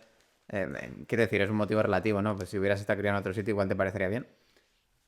Claro, Creo, ¿no? Pero lo digas por eso. ahí está la cuestión ahí está la cuestión No tirarse la lengua. ahí está la cuestión del universalismo, que ya hemos tenido filósofos europeos, muy señaladamente Kant, filósofos occidentales, cristianos, que han intentado de una manera lógica justificar dónde reside la superioridad de la moral cristiana, ¿no? Por ejemplo, hablando de arquetipos, Mahoma es un arquetipo de profeta, pero que practicó la guerra, que conquistó territorios, que tuvo, creo que son 14 mujeres, estuvo casado con niñas, básicamente. Aisha tenía creo que 8 o 9 años, ¿no? Cuando se casó con ella, 9 años, porque ahora en Irán han legalizado la edad para casarte con mujeres a los 9 años, en base a la historia de Aisha y el profeta, ¿no? Entonces, yo creo que todo eso, o sea, desde mi perspectiva, bueno, yo no he sido criado con un cristiano, aunque pertenezca a la cultura cristiana, no he sido criado como un cristiano, pero yo pienso que eso no son referentes positivos. Ahora, yo no me atrevo a decir, no puedo decir que los musulmanes sean malas personas por el hecho de ser musulmanes. Eso sería radicalmente erróneo, eso está mal, desde luego, ¿no? De igual forma, yo no tengo la legitimidad para decir que una persona por ser de derechas, o ser de izquierdas, o ser anarquista, o ser comunista, o ser falangista, o ser... Porque no funciona así, ¿no? Es que esto es lo que hemos perdido en las últimas décadas, y de hecho se ha convertido en un tema tanto de trincheras, que es precisamente la película lo que...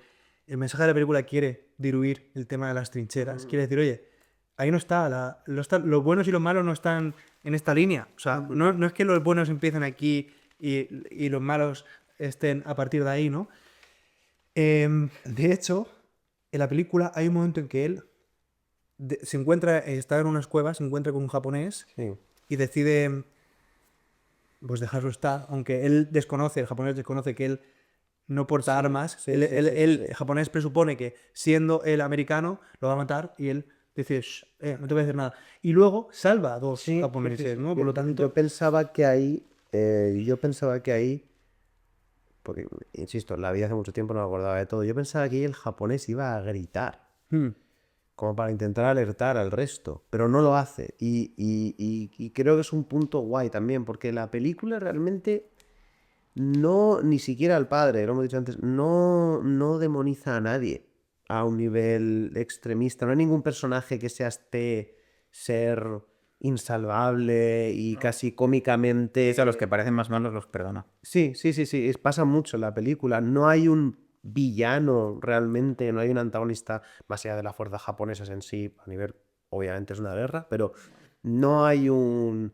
Y sí, a ver, yo creo que la película, evidentemente la figura de Desmond es súper admirable por eso precisamente, porque es una persona que todo eso le sale de dentro. Se podría debatir, yo creo que es una película que también evidentemente, aunque uno no tenga una cierta admiración o pasión o interés personal por la vertiente más estrictamente religiosa de la película y evidentemente anclada al personaje de Desmond, da igual, independientemente de eso, es una persona admirable porque sí.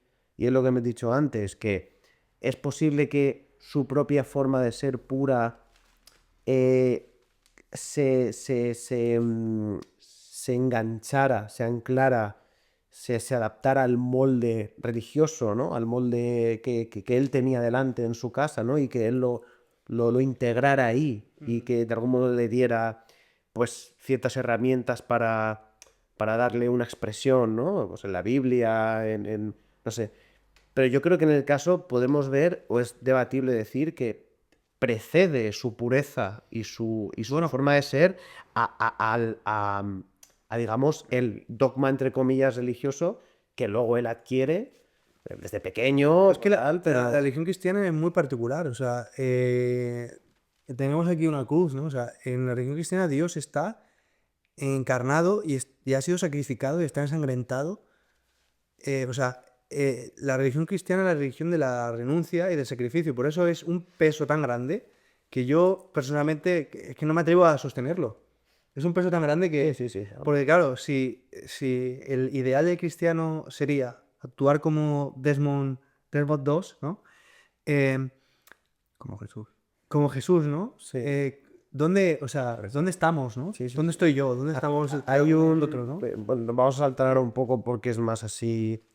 Ya hemos llegado a un punto de la película, siendo un poco la línea de antes, en la cual ya, pues eso, tiene entrenamiento, pasa, lo como te he dicho antes, pasa unas pruebas, unos desafíos, a nivel de su entorno, a nivel de sus compañeros, que no, pues eso, que le rechazan, que no están, bueno, pues va.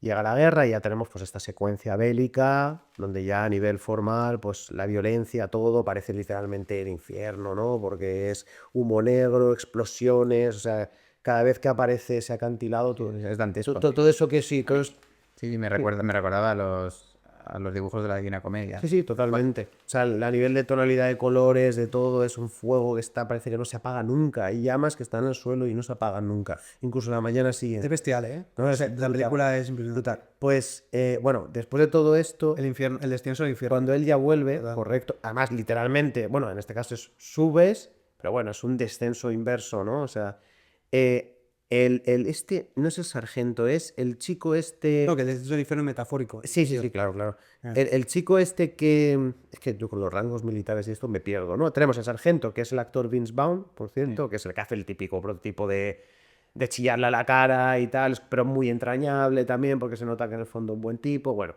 Y luego tenemos al que está por encima, que es un chico joven también. Cuando va a hablar él por primera vez con un superior, que está sentado, me imagino que sí, pues ese, al final de la película, le dice, Ah, sí, sí. I never knew, o I never knew who you were. O sea, le dice, como que no sabía quién eras. Y luego le pide, y luego le exige perdón. Y a mí eso, evidentemente, yo creo que igual refiere a esa figura como de Jesús, no sé si aún, no sé si se puede aplicar esa comparación a las Sí, diferencias de se aplica Jesús. perfectamente Claro, a la, pues, bueno, iba a hacer anécdota, ¿no? Con el centurión romano, que en misa se dice siempre antes de comulgar, no soy digno de que entres en mi casa, ¿no? Pero una palabra tuya bastará para sanarme. Eso es lo que le dice el centurión cuando Jesús se presenta, después de estar persiguiendo a los judíos y tal, se presenta en su casa para curar a su hijo que está enfermo, ¿no? Y le dice en plan, Señor, yo no soy digno, o sea, en plan, y es un poco como en ese momento darse cuenta ante quién está, ¿no? Y bueno, pues eso los apóstoles se le dice, pues este hombre, aunque es un gentil, ¿no? Tiene más fe que todos los pueblos, ¿sabes? En plan, y ahí es cuando en el Evangelio se empieza como a universalizar públicamente la fe, ¿sabes? Pero bueno, respecto al capitán, no recuerdo el nombre ahora. sí. Pero es una escena que recuerda un poco. No lo había pensado en momento de verla, pero ahora que lo has dicho, dices, es que en plan, no soy digno de estar delante de ti, ¿no? En Claro, plan, es sutil porque yo creo que tiene esa doble lectura de, por un lado, el simple hecho explícito de has hecho lo que has hecho, te admiro y no te había reconocido como que realmente eres capaz de hacer esto y tienes esa fuerza de voluntad. Pero aparte también tiene un poco, yo creo, esa cosa mística de no te había reconocido, ¿no? Un poco como estoy viendo en ti al mismísimo Jesús. Pensaba, ¿no? que pensaba que eres un cobarde, básicamente. Claro, pero que tiene esa doble lectura. Yo creo que también tiene ese punto un poco místico vale. que yo lo interpreté en plan chulo, como decir, ostras, no te había visto bien, eres Jesús, ¿no? O Sí, sea, sí, eres sí, sí. que no te había reconocido, ¿no? Porque es que encima luego le exige perdón. O sea, nada más decirle no te había reconocido, que para mí es el punto que le da un poco de chicha así chula, o como de esa doble lectura, le exige perdón enseguida.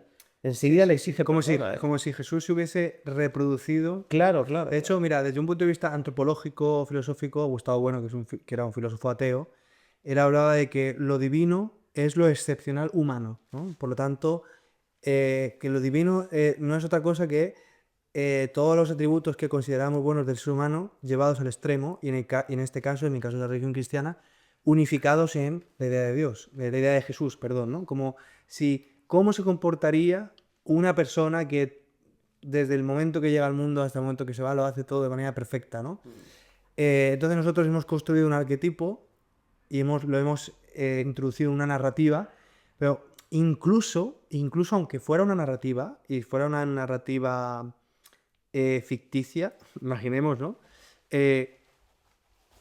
Aquello a lo que refiere es tan poderoso que el hecho de que inspire a personas como Desmond II a hacer lo que hizo, apuntaría en todo caso también a que hay algo trascendente ahí, ¿no? O sea, Sí, sí, no, sí. como que...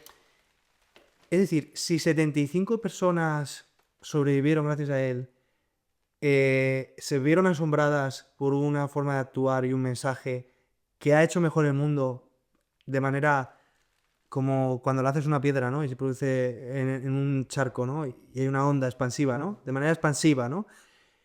Si esas actitudes, esos valores y eso lleva a un mundo esencialmente mejor, si eso produce una humanidad más digna, que se dirige hacia algo, pero eso no es la trascendencia en definitivas cuentas, o sea, em, incluso si lo leemos desde una perspectiva puramente antropológica, materialista, instrumentalista, que sería un instrumentalismo que renuncia a todos los bienes instrumentales inmediatos para producir una suerte de bien superior, ¿no? ¿Y eso qué es? ¿Qué es ese bien superior? Yo siempre te quiero decir que esto es como todo, o sea, las cosas hasta que no suceden y hasta que no se ven, no tienen sentido completo. Y quiero No decir, tienen historia en sentido de historia sin H en no, español. no, pero quiero decir, con todo la vida, o sea, nosotros vivimos rodeados de una serie de clichés y de narrativas que asumimos y demás, pero se ha perdido ya un poco, o sea, es como un ruido de muchas cosas que damos por hecho, pero muchos en el fondo no las vivimos. Y cuando las vives, se reconfigura todo. Porque a mí me ha pasado muchas veces en mi vida, ya ni me imagino lo que tiene que ser, pues estar delante de una figura como Desmond II y ver que lo que él decía o con lo que tal, lo ha hecho, ¿no? Y lo ha cumplido. Y eso es lo que, en última instancia, o sea, cuando él lo está diciendo, al principio, nadie le hace ni puñetero caso. Y cuando ven que lo hace, es que se tienen que esperar a que él termine de rezar para subir. Porque cuando ocurre este milagro, digamos, entonces se vuelve real, ¿no? Es la tensión materialismo-idealismo. Claro, Hay pero una tensión ahí bestial. pasa un poco con todo. Por ejemplo, a mí me pueden decir que, yo qué sé, la sensación de tener una barra de 100 kilos en press de banca, ¿no? Y que sí, pesa mucho. Hacer press de banca, pues difícil porque tienes que sostener el peso muy bien. Pero cuando lo tienes y lo haces, enseguida te sale querer contárselo a la gente. Y dices, ¡buah, tío! Estaba ahí a punto que tal y he tenido que... ¿No? Y cuando las cosas suceden, pues un ejemplo, voy a poner esto mil más, que tampoco es. Cuando las cosas suceden, entonces se vuelven explícitamente, o sea, totalmente reales, ¿no? Y nos reconfiguran por completo, aunque lo demos por hecho, pero hasta que no suceden, Como no esta- terminan de tener ese impacto. Como estas conversaciones que estamos teniendo ahora, Perdón. básicamente. No, que digo, estaba pensando si no consideras que vivimos en general cada vez más alejados de estos fenómenos extraordinarios, como has comentado, que diría Gustavo Bueno, o de estos milagros que estás hablando, ¿no? Y pienso que, en cierto modo, el abandono de este imaginario mágico, si se quiere ver así, está produciendo no sé, la derrotción del espíritu humano de alguna forma. Sí, yo creo que mucho de eso. O sea, no sé. Que no hay dirección sin ideales. Sí, ¿no? sí, O sea, O sea, recientemente, no sé a quién se lo escuché, creo que a Peter Thiel o algún empresario americano de estos recientemente, hablando, podcast de estos que escucho sobre inteligencia artificial, ingeniería, etcétera, drones, tal cual. Y hablaba de que decía este invitado que igual lo más, es que no recuerdo. El campesino medieval no tenía como una mucha mejor predisposición para entender la tecnología moderna en el sentido de algo como algo que no comprendes, como entidades que vuelan, que destruyeron un edificio, los drones, no sé qué, la superinteligencia artificial del futuro, o sea, como esas entidades casi como acción de los ángeles, ¿no? sí, sí. Que decía que estaría a nivel psicológico más preparado que nosotros, sí, sí. que hemos negado que hay poderes superiores, ¿no? Sí, sí, sí, totalmente. Y bueno, en cierto modo, a ver, no lo termino de comprar todo el argumento, pero realmente evidencia que hemos perdido esa capacidad Es que al final, si pierdes esa capacidad de imaginar lo sobrenatural, has perdido la capacidad de entender el mundo. Me explico. Está claro y nos hemos reído en los últimos siglos del pobre neolítico que no entendía nada y le daba otros nombres a los fenómenos, ¿no? Y lo explicaba de otra forma, pero su concepción generalmente era absoluta, ¿no? Es decir, entendía a su manera los procesos a los que estaba expuesto, a los que se sometía y lo que la vida le deparaba, ¿no? y eso que el Neolítico pues era una época brutal, probablemente la más violenta de la historia. Hasta la modernidad hemos considerado que los premodernos éramos supersticiosos, ¿no? Sí, tal cual. Sí. Pero bueno, me he ido al Sí. Edén, vamos a decirlo así. Bueno, Sí. el Edén sería más el Paleolítico, pero, Sí. pero bueno, que La idea sería el paralítico. para un poco evidenciar que no...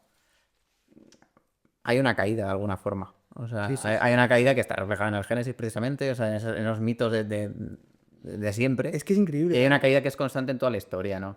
Es que No sé a dónde va a parar, pero bueno, pues precisamente la cristiandad tiene esta escatología o este sentido final de la historia, ¿no? Hay una caída, es me evidente parece- para todas las culturas. Lo que está diciendo me parece increíble porque a mí me parece que el cristianismo es la primera propuesta sólida de acabar con la caída que supone un neolítico. Es decir, en el paleolítico los seres humanos vivían en sociedades eh, hiper, ¿cómo decir? Igualitarias. No me estoy refiriendo solo al tema del género, sino las jerarquías no eran jerarquías verticales, eran jerarquías múltiples, todos participaban.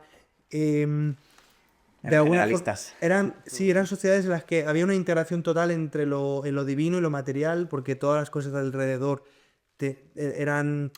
tenían ánima, ¿no? Estaban dotadas Sí, una especie de piedras, panteísmo natural. un panteísmo natural, ¿no? Y había un respeto supremo por el resto de seres vivos, por tus semejantes. Y eso se rompe porque en un momento de escasez, bueno, esta es una de las múltiples hipótesis, pero es la más aceptada, que un momento de escasez en el Oriente Próximo fuerza que las poblaciones que hay en ese territorio, para sobrevivir, se vean forzadas a defender los territorios más fértiles, unos determinados recursos. Ahí, con esa defensa de esos territorios, comienza la propiedad del suelo y la guerra. Comienza la guerra, porque la guerra es la organización de la violencia, básicamente, ¿no? Pero es que no te lo pierdas. Y digo de inciso ahí, pero es que en el Neolítico, precisamente, entre hace, no sé, 10.000 y 7.000 años, me parece, Sí. hay en los registros genéticos del cromosoma Y de los hombres, hay una extinción de hasta el 95% en algunas zonas del Oriente Medio de Europa, de todos los hombres de ese momento, de ese milenio, por el hecho de que... Y solo afectaba a los hombres, o sea, por el hecho de que no es... Quiero decir, porque está estudiado en el cromosoma Y, entonces se sabe que solo afectaba a hombres y no a mujeres, porque si hubiera afectado por igual, pues dice, bueno, es otra cosa, pero es que solo puede... No está clara la hipótesis de que... O sea, la hipótesis principal es que es la guerra. O sea, el surgimiento de la guerra en un momento prehistórico en el cual pues no hay cascos de metal, no hay acero, simplemente hay hachas de piedra y cabres la cabeza rápido. O sea, no hay defensa posible. Las o sea, mujeres son sometidas porque para tú expandir Las tu mujeres pueblo, utilizadas, claro, necesitas reproducirte. Entonces, pero que en muchas zonas eso, entre el 50 y el 95% de los hombres desaparecieron en ese periodo en Europa. O sea, sí. Y entonces, esa caída que es el comienzo del Neolítico, que es el inicio de la historia, porque antes de eso también el ser humano se ha mantenido prácticamente invariable durante cientos de miles de años, ¿no? Y eso todo está representado en Génesis, ¿no?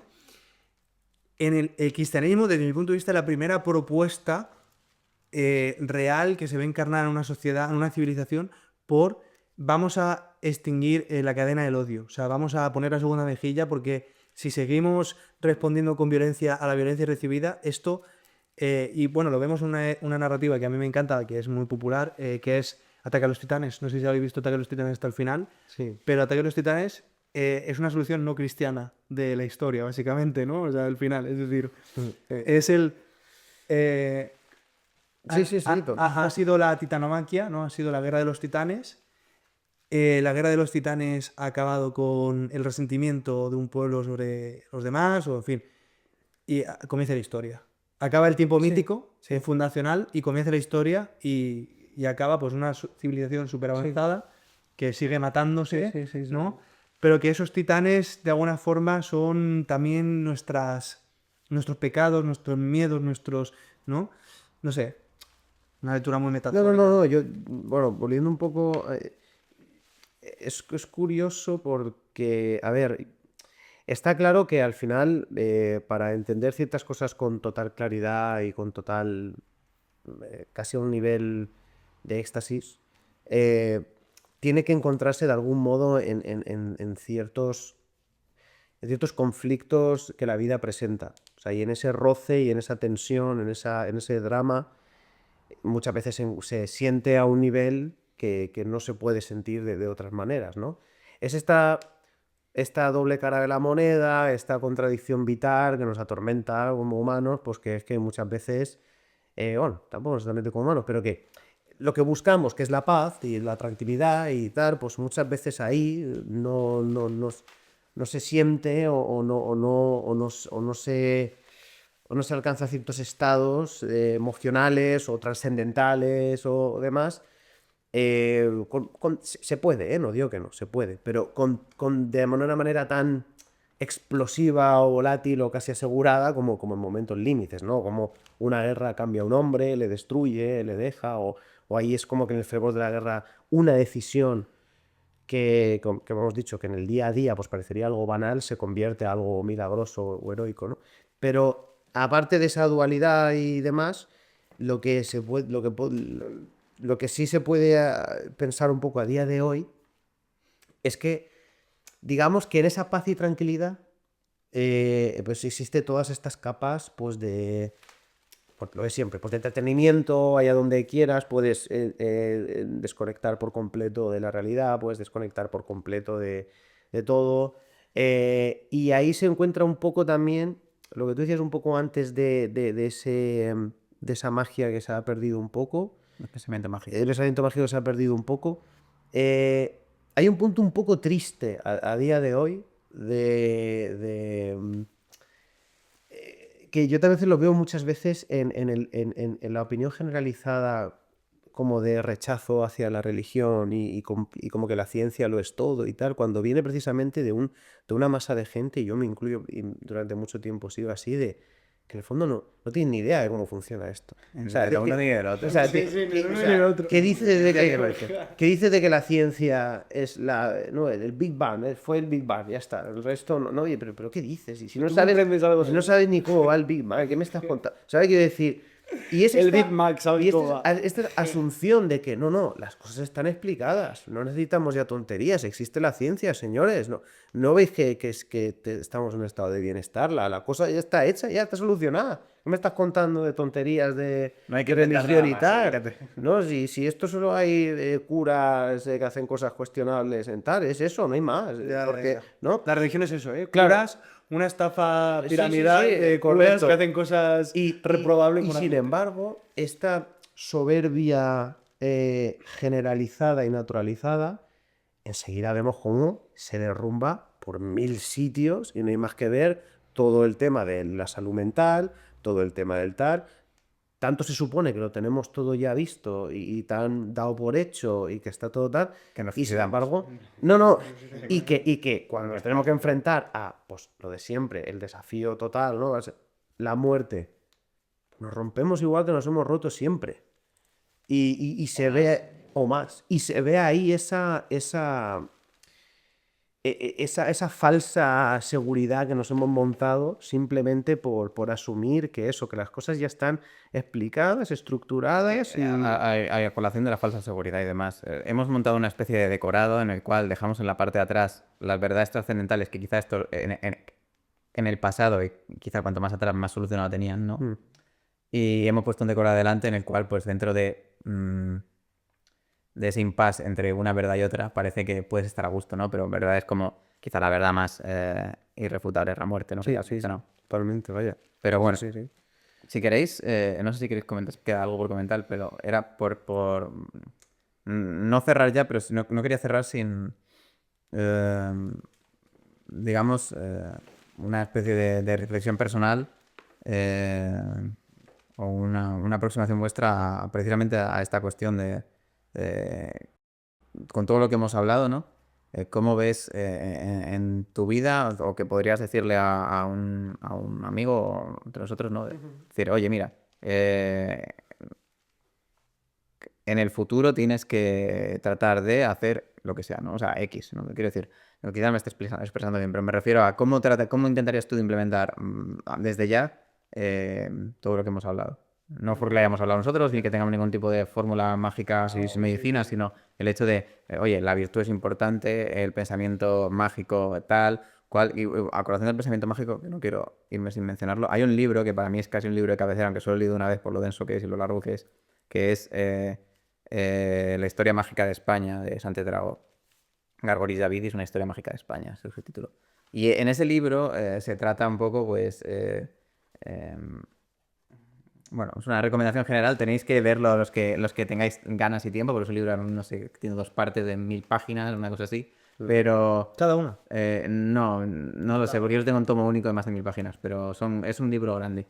Pero, y se hace un poco pesado, por a mi opinión, no me termina de convencer la forma de escribir Dragó. Hay gente que le gusta, lo hace muy ameno porque pones atacos, pero por lo demás es un ensayo muy estilo los heterodoxos españoles, ¿no?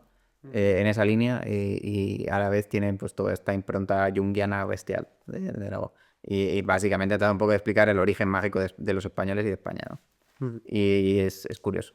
Pero se retrata hasta la Atlántida, hasta llegar a los pueblos excluidos en la España medieval, o sea, de todo. Inciso, a lo que iba. No sé, empieza, por ejemplo, tú, Sergio, si quieres, Sí.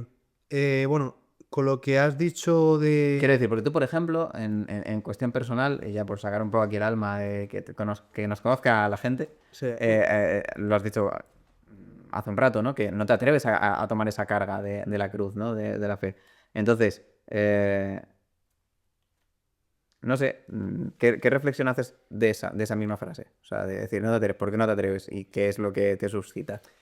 Yo lo que estoy intentando Claro, puede ayudar a alguien, no sé. con los años, lo que estoy intentando con los años y que me ha hecho también, primero, tener curiosidad por el cristianismo, en el cual no he sido educado ni he sido enseñado, y hasta cierto punto también encarnar esos ideales cristianos en la medida de lo que soy capaz, es que, y bueno, Tobar, que ha sido mi compañero de piso y ha visto mis problemas, ¿no? También psicológicos ligados a todas las ambigüedades en las que he crecido por, bueno, contingencias de la vida de cada uno, ¿no?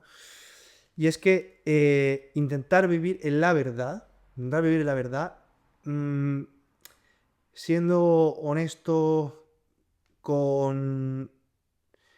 O sea, no mintiéndome con respecto a cuánto de nobles son o no las cosas que persigo, dándome cuenta de cuáles son nobles y cuáles no lo son. Y el sentido de vivir en la verdad para mí es date cuenta de que esto que deseas no es demasiado noble e intenta controlarte, ¿sabes? Porque tienes que ser verdadero, ¿sabes? Y yo creo que eso es lo que... ¿Por qué? Porque a mí personalmente me ha, me ha mejorado como persona, creo que me ha mejorado como persona, me ha hecho Sí, hombre, tener la conciencia más tranquila también. Yo que he tenido problemas, por ejemplo, de sueño y cosas así, ¿no?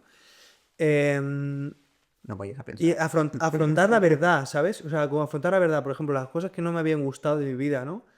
Que yo les había dado mil vueltas o las había ocultado con personas que quiero, que forman parte bueno, que son personas cercanas, y no había tenido la honestidad para con todos esos acontecimientos o con otros problemas que podía tener con respecto a mis, por ejemplo, problemas amorosos, etcétera, que hoy día el mercado está muy jodido, hay que decirlo, ¿no?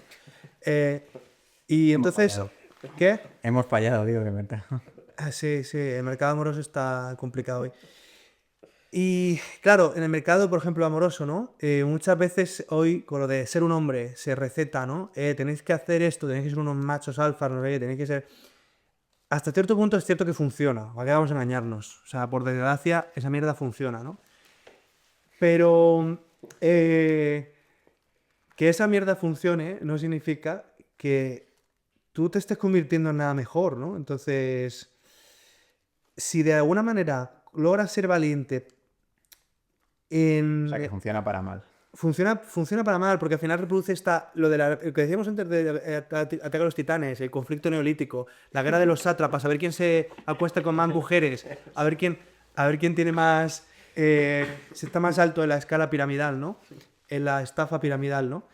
Que es un poco esto, ¿no? De levántate a las 3 de la mañana, métete en una... Burpees. A burpees, métete en una balsa de agua con hielo, ¿no?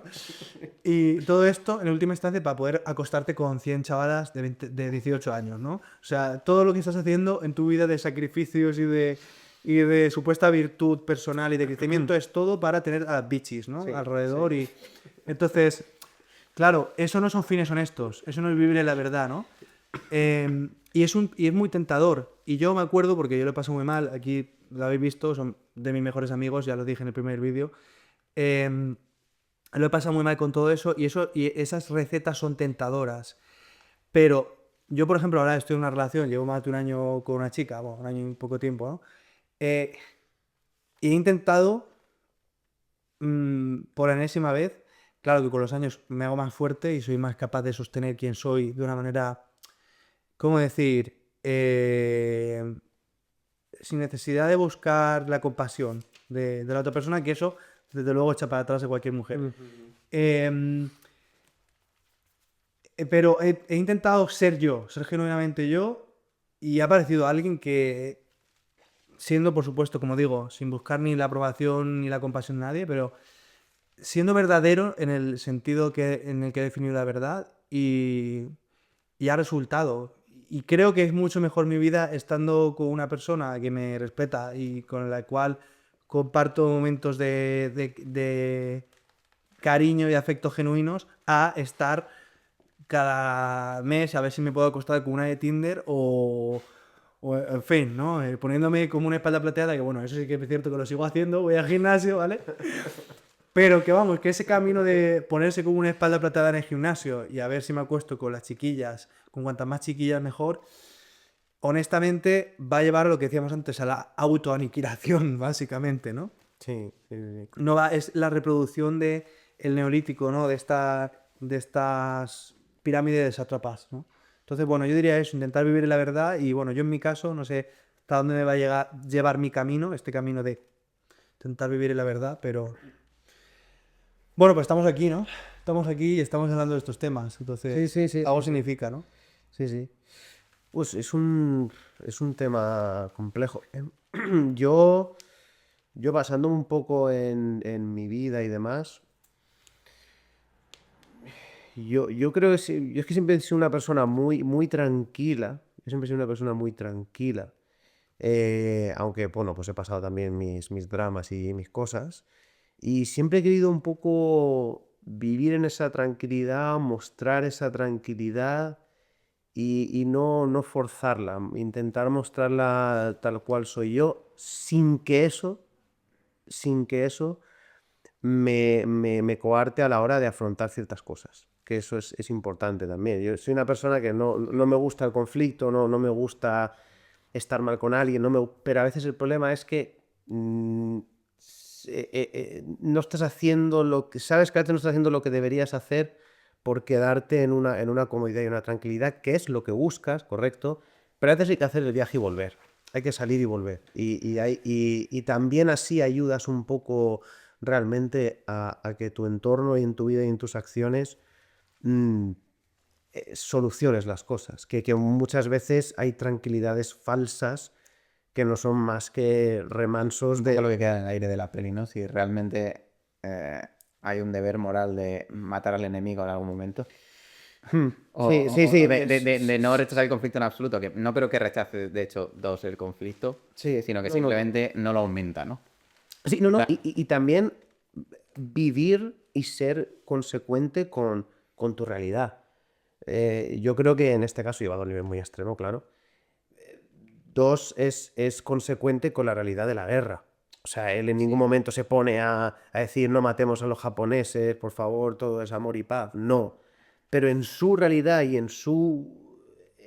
Pues eso, en su realidad se adhiere a ella, se adapta a ella, no intenta ser demasiado idealista hasta un punto en el que ya no es coherente con lo que está sucediendo, ¿no? Y ahí ser él, pero sin dejar, evidentemente, de afrontar las cosas. Y en la película no se trata, porque no procede, pero si el propio japonés que hablábamos en las cuevas gritara o le intentara, no sé, dar un puñetazo y estrangular, probablemente tendrías que resolver la situación.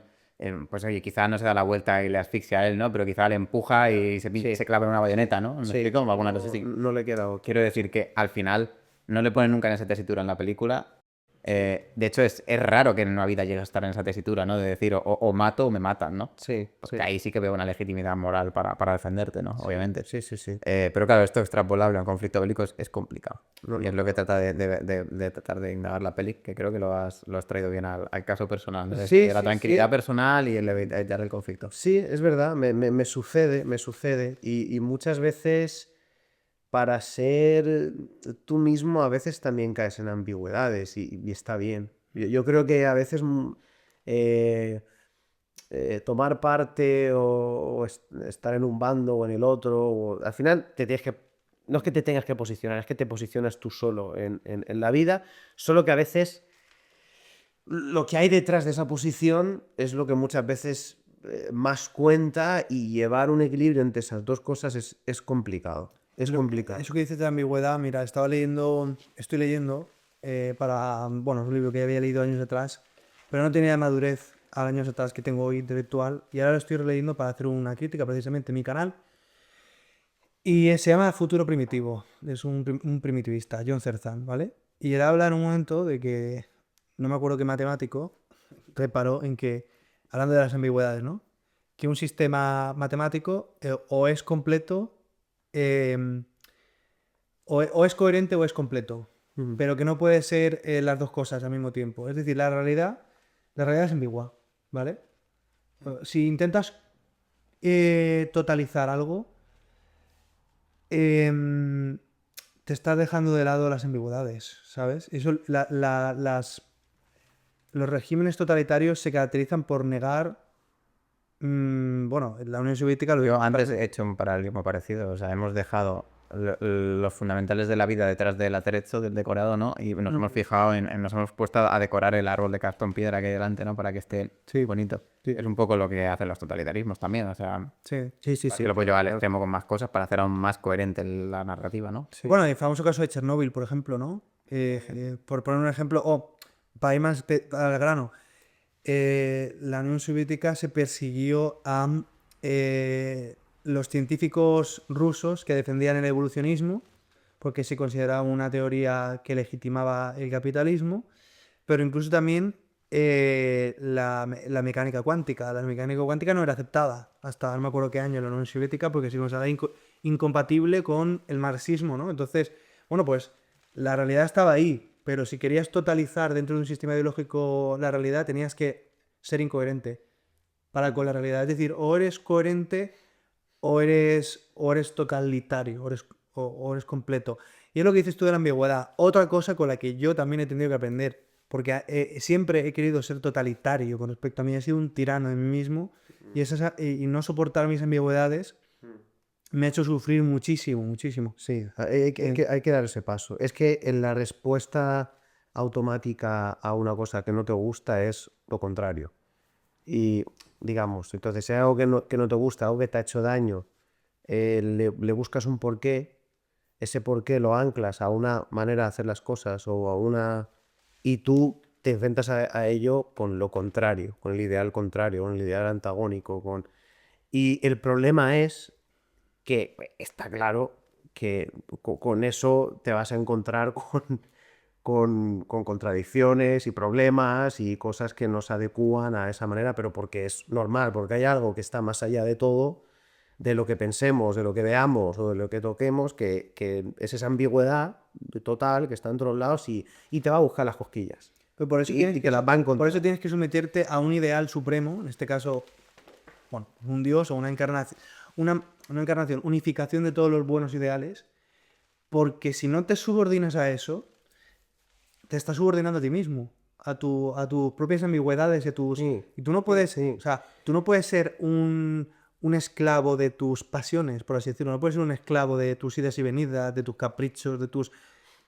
Es que no es ningún sujeto así es asimilable en una sociedad sana. Sí, ¿Sabes? claro, claro. O sea, que haya una sociedad sana, tienes que subordinarte a unos ideales en los que todos estamos participando. Abarcados, prácticamente Abarcados. inalcanzables. Claro, sí, sí, sí. Y bueno, Dani, cuéntanos con Es respecto a... que luego te ya hemos completo. comentado mucho, pero Pero tu viaje, tu persona. por sintetizar, no, o sea, respecto a la misma pregunta que he hecho antes, lo que yo aportaría en base a a experiencias personales y a lo que habéis comentado,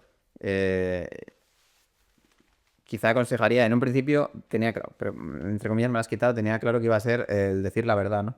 Porque con los años, por diferentes situaciones, ahora no soy capaz de enumerar porque tampoco, pues no sé, no... Esto es más fácil, ¿no? Cuando ves una película, además, que dices, bueno, pues el momento traumático fue el del ladrillazo, ¿no? Y demás. Pero obviamente lo tendré en mi vida, probablemente, pero no lo tengo analizado, ¿no? Probablemente si me sentara a escribir unas memorias o algo así, pues diría, vale, pues esto tal, pero Ladrillo. esa introspección tan cinematográfica, pues no la he hecho. Pero sí que es verdad que yo personalmente me he notado una persona falsa en el sentido de, no para con los demás porque no he sido nunca a decir mentiras, pero, o que se considera mentira, ¿no? Pero sí de tratar de, por cuestiones a lo mejor de soberbia, de adornar la realidad, ¿no? De decir, estoy diciendo la verdad, pero estoy tratando de quedar en el mejor lugar posible, ¿no? Pues el que ha visto la mierda más grande he sido yo, ¿sabes? Aunque todos hemos visto mierdas, ¿sabes? Sí. Y eso es algo que hago desde pequeño, ¿no? Y precisamente creo que no es que no seas sincero con los demás, probablemente es una falta de sinceridad personal, ¿no? Que es, lo has mencionado antes, es la más difícil quizá de corregir, porque te estás engañando a ti mismo, ¿no? Y no tiene nadie que te vaya a decir que eso es mentira, ¿no? Sí. Entonces, como no voy a hablar, como ya se habla de no decir mentiras, vamos a enfocarlo en la valentía, es decir, en la virtud de la valentía para precisamente eh, todo lo que hemos mencionado, dar por hecho que lo podemos hacer, que lo podéis hacer, cualquiera que está viendo esto puede a partir de mañana corregir cualquier defecto, aun sabiendo que obviamente la tremenda coherencia absoluta nunca la vas a lograr, ¿no? Y bueno, pues eso, a ver, esto es un poco al final mindfulness, pero vamos, ponerte una pequeña meta, ¿no? Decir, venga, pues no voy a decir mentiras 40 minutos, ¿sabes? Y mañana Sí. una hora. No, y está un poco anclado. Pero por lo menos lo analizarás, ¿no? Y te darás cuenta de que, lo has hablado tú antes, vivir en la verdad te beneficia en todos los efectos. Sí.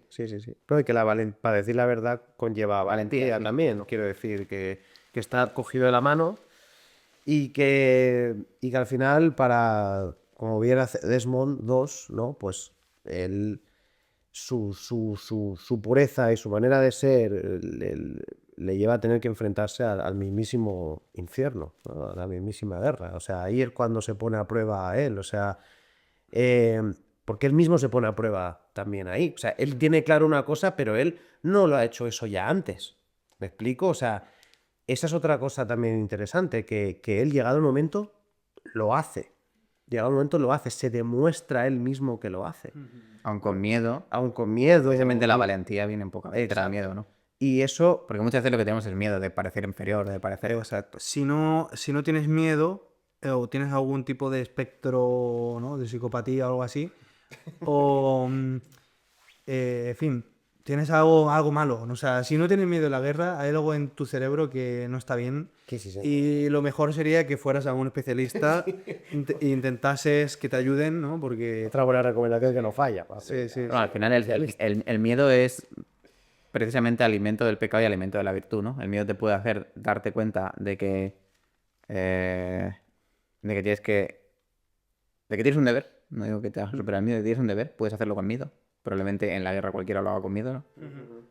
Pero el miedo también te puede hacer ser prudente o ser valiente, o sea... No, y ojo, una cosa. Tú son virtudes, ¿no? imagínate que una persona con psicopatía no tiene por qué hacer daño a la sociedad. Es decir, una persona con psicopatía puede retribuir a la sociedad haciendo cosas que, por ejemplo, en situaciones excepcionales, como la guerra o yo qué sé, está muy concentrado. Por ejemplo, Hablar de utilizar su falta de empatía emocional para tomar decisiones decisiones razonables, mejores, mejores, ¿no? Bueno, podemos... Bueno, Da para otro tema. no es otro tema, pero que quiero decir que, en fin, que no quería ser tan tajante y me he sentido luego con cierta culpa, ¿no? Porque tú no eliges nacer con esa condición, ¿no? Hombre, Y que no estás condenado a ser alguien malo por el hecho de no tener empatía. Pues, No, claro, no. pues hazte cirujano, chico, yo qué sé, ¿sabes? y intenta asumir compromisos y disfruta de hacer operaciones, ¿sabes? Que es lo que sucede en parte los casos entre los cirujanos, ¿no? Sí. Pero eso, que no tienes por qué hacer el daño, ¿no? Sí, sí, sí. No, Por no tener empatía. y que muchas veces somos muy conformistas. Que el deber está por encima de la empatía. Somos muy conformistas a veces con nosotros mismos y ahí también hay un cierto engaño propio de no, mejor dejarlo así o no, es que las cosas al final son como son. ¿no? O sea, a veces reconocer las barreras que sí que merece la pena superar. ¿Me explico? Que no... Está bien la paz, la tranquilidad, el status quo, el estar en un sitio si estás bien, pero hay barreras que vale la pena plantearse si realmente de verdad son reales y si están ahí es para ser superadas y para tener algún tipo de... Por eso al final uno tiene que, en la vida cotidiana, en las pequeñas cosas, dar el callo, como se dice, Sí. ¿no? Cumplir con ese deber moral que tienes, aunque sea para ordenar hacer la cama, como decía, creo que yo, Dan Peterson, ¿no? Sí, sí. Pero que es que al final es lo que te va a construir un carácter que va a hacer que en el momento de mayor miedo o de mayor peligro puedas afrontarlo, aunque ni siquiera tengas éxito, aunque como la mayoría de los puedas morir, ¿no? Quiero decir, Sí, porque no lo haces por el éxito, lo haces por el deber. Y al final es lo que ni levantar 100 kilos de banca, o 200, ni llegar a... No te haces un hombre, te hace un hombre la adecuación a la verdad, al deber. Sí, sí, sí, sí. Y yo no sé si querías añadir algo más, lo podemos dejar No, por aquí. creo que ya Sí, 1 hora y quería- 40 minutos, creo que... Quería mencionar, no sé si este será el primer, quizá el segundo vídeo que haga en el canal, pero bueno, si habéis llegado hasta aquí, sabéis que, nos tenéis en los comentarios, yo tengo un canal, Sergio también, él también, y nada, pues bueno, estamos en contacto y cualquier cosa que queráis aportar o comentar, pues escuchamos a todo el mundo realmente. Sí, por supuesto. Así que nada, esperemos que podamos seguir haciendo esto más tiempo porque la verdad que mola. Sí, sí, sí, sí. Nada, podamos, seguiremos. Pues gracias, chicos. Chao.